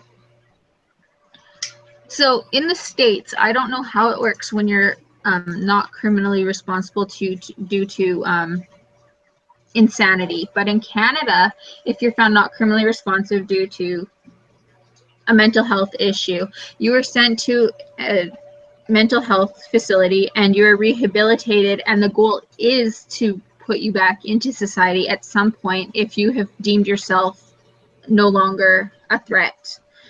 Mm-hmm. Okay. So, but I don't think that that's how it works in the States. I always was under the impression that in the States that once you were no longer insane, then you were moved to regular prison and then re-sentenced. Okay. Wow. But I'm not really sure. Maybe someone from the States actually knows a little bit more on how the laws work when it comes Yeah. to criminal prosecution. Because to me, it came across as a more Canadian way of how we do it. Yeah. Okay. So That's interesting. Certainly, if you know, comment below. Yeah. Did you say so when the patient deems themselves safe enough, or when the doctors deem them safe enough, they when release them? so like in Canada, for example, I do have a friend who went through this process, and she was extremely depressed, and she actually committed a murder. Mm-hmm. And so she was, instead of going to trial, she was assessed and all of that stuff, and she was found because of her mental illness. Yeah. So instead of being stuck in jail, they sent her to like a maximum security hospital like Radley was supposed to be. And then the goal was to rehabilitate through therapy, medications, group therapy, like whatever the person needed, with the purpose of rehabilitating her to get her back out. So I think she was there for about 3, maybe 4 years. And once out, they're still like assisted living, and they still have to go to appointments and do that sort of thing. And at that point, after so long, they're no longer as monitored, so they have even more freedom, and then eventually they're no longer watched at all, Okay. and their criminal records don't come up. So like when she applies for a job, it doesn't come up that she has a murder record, because because it's now a medical issue, not Mm-hmm. a criminal issue. It was a medical issue, so she can apply for a job or a passport and not be a criminal on paper. There you go. Wow. Yeah, so it But looks like Canada, that's we from. really, Sorry. yeah, in Canada, we really focus on rehabilitation versus punishment. So Yeah, that's good. in the States, it's more like behead them. Yeah, definitely, and we should have a discussion on that in the near future. Would be very interesting. But yeah, so it definitely seems like they adopted the Canada style way of doing it for sure. Just quickly, Annabelle Foster says she escaped Radley that night. Yeah. And Aurora Galore says, yeah, when they let her out after the testimonies. Yeah, so good. We covered both sides, but yeah, after the testimonies, that was more, what's his name, Rollins doing. Yeah, like he was her doctor and he was secretly hiding a relationship with her, and that is clearly a violation. And he forged the documents. He got the trial date moved up, or the hearing date moved up, and he made sure that he manipulated Allison. He manipulated the other girls through Allison to come and testify to get her out. Yeah. So there we go. And Annabelle Foster saying because the whole law enforcement of Rosewood is corrupt. Well, yes, that makes sense as well. Okay. So Chase is Oh, I see giving. Chase. Yeah, absolutely. Hi, Chase. Chase is giving us an opinion on the American side of things. He says sometimes, but if you're found to be not guilty but insane, you're sent to a mental hospital and rehabilitated. Okay. Yeah. So Okay, so it is similar, same. So thanks. I guess if that's the case, then Charlotte would have been. Yeah. It Yeah. wouldn't have been through Exactly. brainwashing. It just, the relationship is what got her out, though. Oh yeah, for sure, for sure. Without Roland, oh gosh, it would be a completely different story. Thank you for telling me to hydrate, Chase. I really appreciate it. And thank you for the cookies that you're handing I us. ran out of water. Oh no. So guys, just letting you know, it's going to be like, I would say probably about a 5-minute warning, only because it is 3:20 in the morning over here. I did not think the chat will go for this long, but it's so awesome that it has. Gosh, I almost feel like we could do many Pretty Little Liars chats on this thing. The 3-month review. Yeah, exactly. Do another one next month. Yeah, and just wanted to give very quickly, while I can, a quick shout out to Angels, who unfortunately couldn't make it. I'm sure she'll be here for the next one. And I don't know if anyone wants to set up a separate Hangouts, but if anyone does want to, just let myself or Marissa know, and I'm sure we'll find a way to get the link into Facebook. But yeah, just want to say about 5-minute warning, then I'm definitely going to have to go. Unfortunately, I'm sorry, guys. The Australian time zone is not kind to me at this hour. Quickly, Aurora Galore says, did anyone ever find out that Arya killed Shauna? That's a good point. Did anyone find out that Arya killed her? No, and there was a couple of other things that, like, I think everybody has killed somebody now at this point, and none of the girls were prosecuted, which again just goes to Rosewood's amazing police work. Exactly. No, yeah, but I will say, Good night, Annabelle Foster.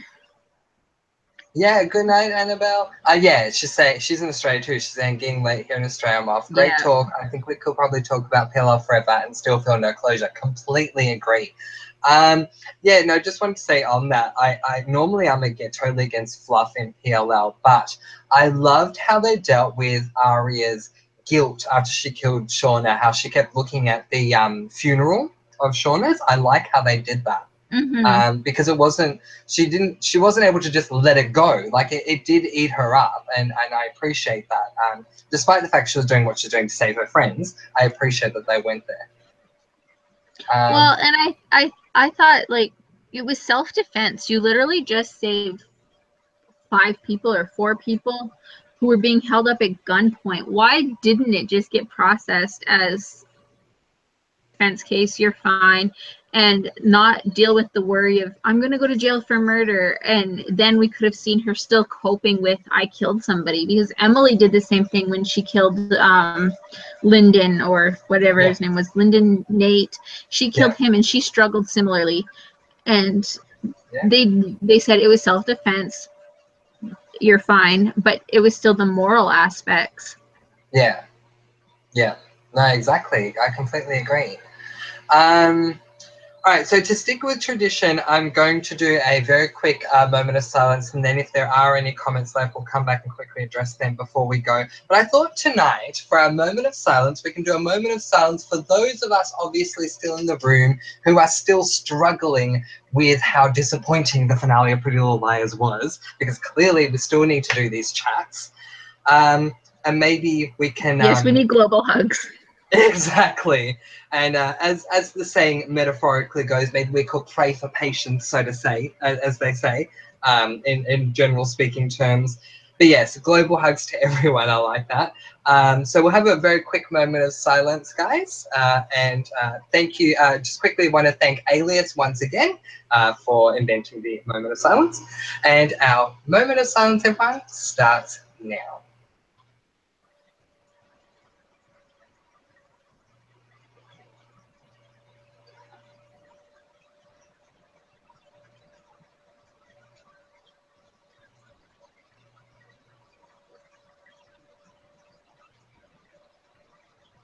Excellent. Thank you very, very much for that. Gosh, I hope never to hear the words "allo what sedative" again. You know, yeah, go into the moment of silence for a second.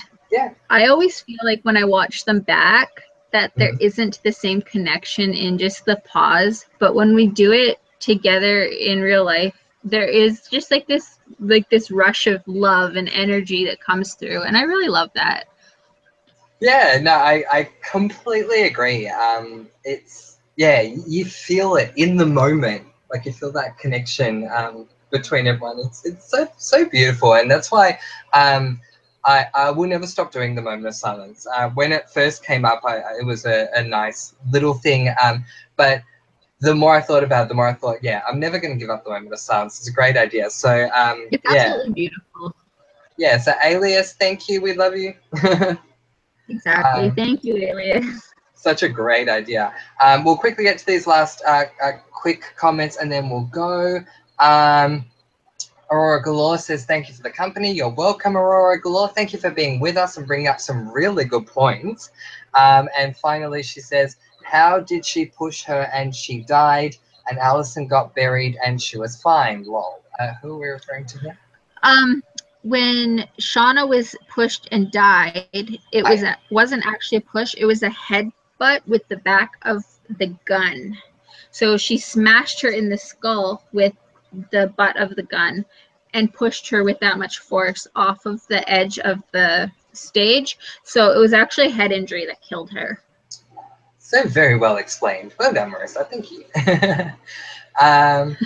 And Alison got buried and she was fine. Lol. I think that's probably dream logic. But any input on that one about Alison being buried and still being fine? There's some actual science that goes on with even cases like that. She did have a head injury, so her breathing was likely shallow and quite slow.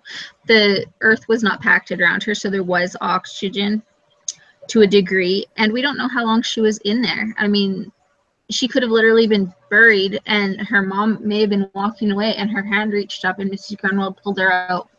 She could have been under like a minute, 2 minutes. That's true. I ever since I saw that first time, I wanted to sit down with Sasha Peterson and say, what was that like being a part of that scene as an actor? And because we see Dario. her. Oh, hey Dario! Oh gosh, now that we're leaving, hi Dario. We were just talking about you. Well, if people want to start another hangouts, they can do that. But yeah, just quickly to end that thought, yeah, like we see her obviously coming out of the ground, Sasha Peterson being pulled out by the Grunwald. And I just think, wow, as an actor, like, what was it like experiencing that? And being buried alive? Like, was that her in the grave when she was buried, or was that a mannequin? Like, Go ahead, Marissa. The woman who played Jessica was also buried, right? And Yes. she said that it was not a mannequin, that it was her, and that it was terrifying. And she said that with each shovel of the dirt, that it was really intense and scary and claustrophobic and almost painful. And as an actress, all she could do is do her best to not move. Yeah. Wow. And we saw the dirt go on her face. Yeah, we did. So much more appreciation for them both as actresses. Good night, President A. Yeah, good night, President A. Dario says, I'll be back. Work had changed my shift. No problems at all. Thank you, Dario, for being here, for catching us before we go. And Chase sounds like he's in pain. I'm sorry to hear that, Chase. I hope you get better soon. I really think we should wrap this up. However, if anyone does want to host a Hangouts chat, please send the link to the comment below and let me know Facebook page. I'll start one and I'll put the link in, but I don't think I'll be there for a while. So if anybody just wants to go in and there's people there, chat away. No problems at all. And before we leave, since you do it so well, Marissa, would you mind plugging the Facebook page one last time for us? If you're not already in the group, go to facebook.com/group/CBALMK. So comment below and let me know the initials, and just click join group and we'll approve you. It's a wonderful thing, and it will definitely keep you updated on everything that's going on to do with comment below and let me know. If you guys are involved in a lot of the live chats that we do here on YouTube, what I do sometimes is I actually go to the Facebook group and we'll do like a pre-chat with you guys about 10 minutes before. So yeah, if you want to be a part of the pre-chat, that could be fun as well. But yeah, definitely come on over there. Well, thank you, everyone. Thank you, Marissa, for joining me in the panel this evening. That was great. You're more than welcome. And to everyone else, I hope you have a wonderful morning, afternoon, evening, whether you are up at work, in bed, wherever you are. Thank you very much, wherever you are around the world, for joining us for this PLL chat. We will definitely have another one in the not too distant future, because this was a lot of fun. And to those of you who we haven't seen for a while that came back, it was a pleasure to have you back here again. It was so wonderful. So thank you very much. I'll leave Marissa to set up the link for the Hangouts chats. And as for me, bye from Australia, and I'll see all of you, what's today, Saturday. I'll see you all tomorrow for our Charm Chat, 11:30 p.m. Australian Eastern Standard Time. We're going to finish off season 1, so I'll see you then. Bye, guys. Bye. Bye.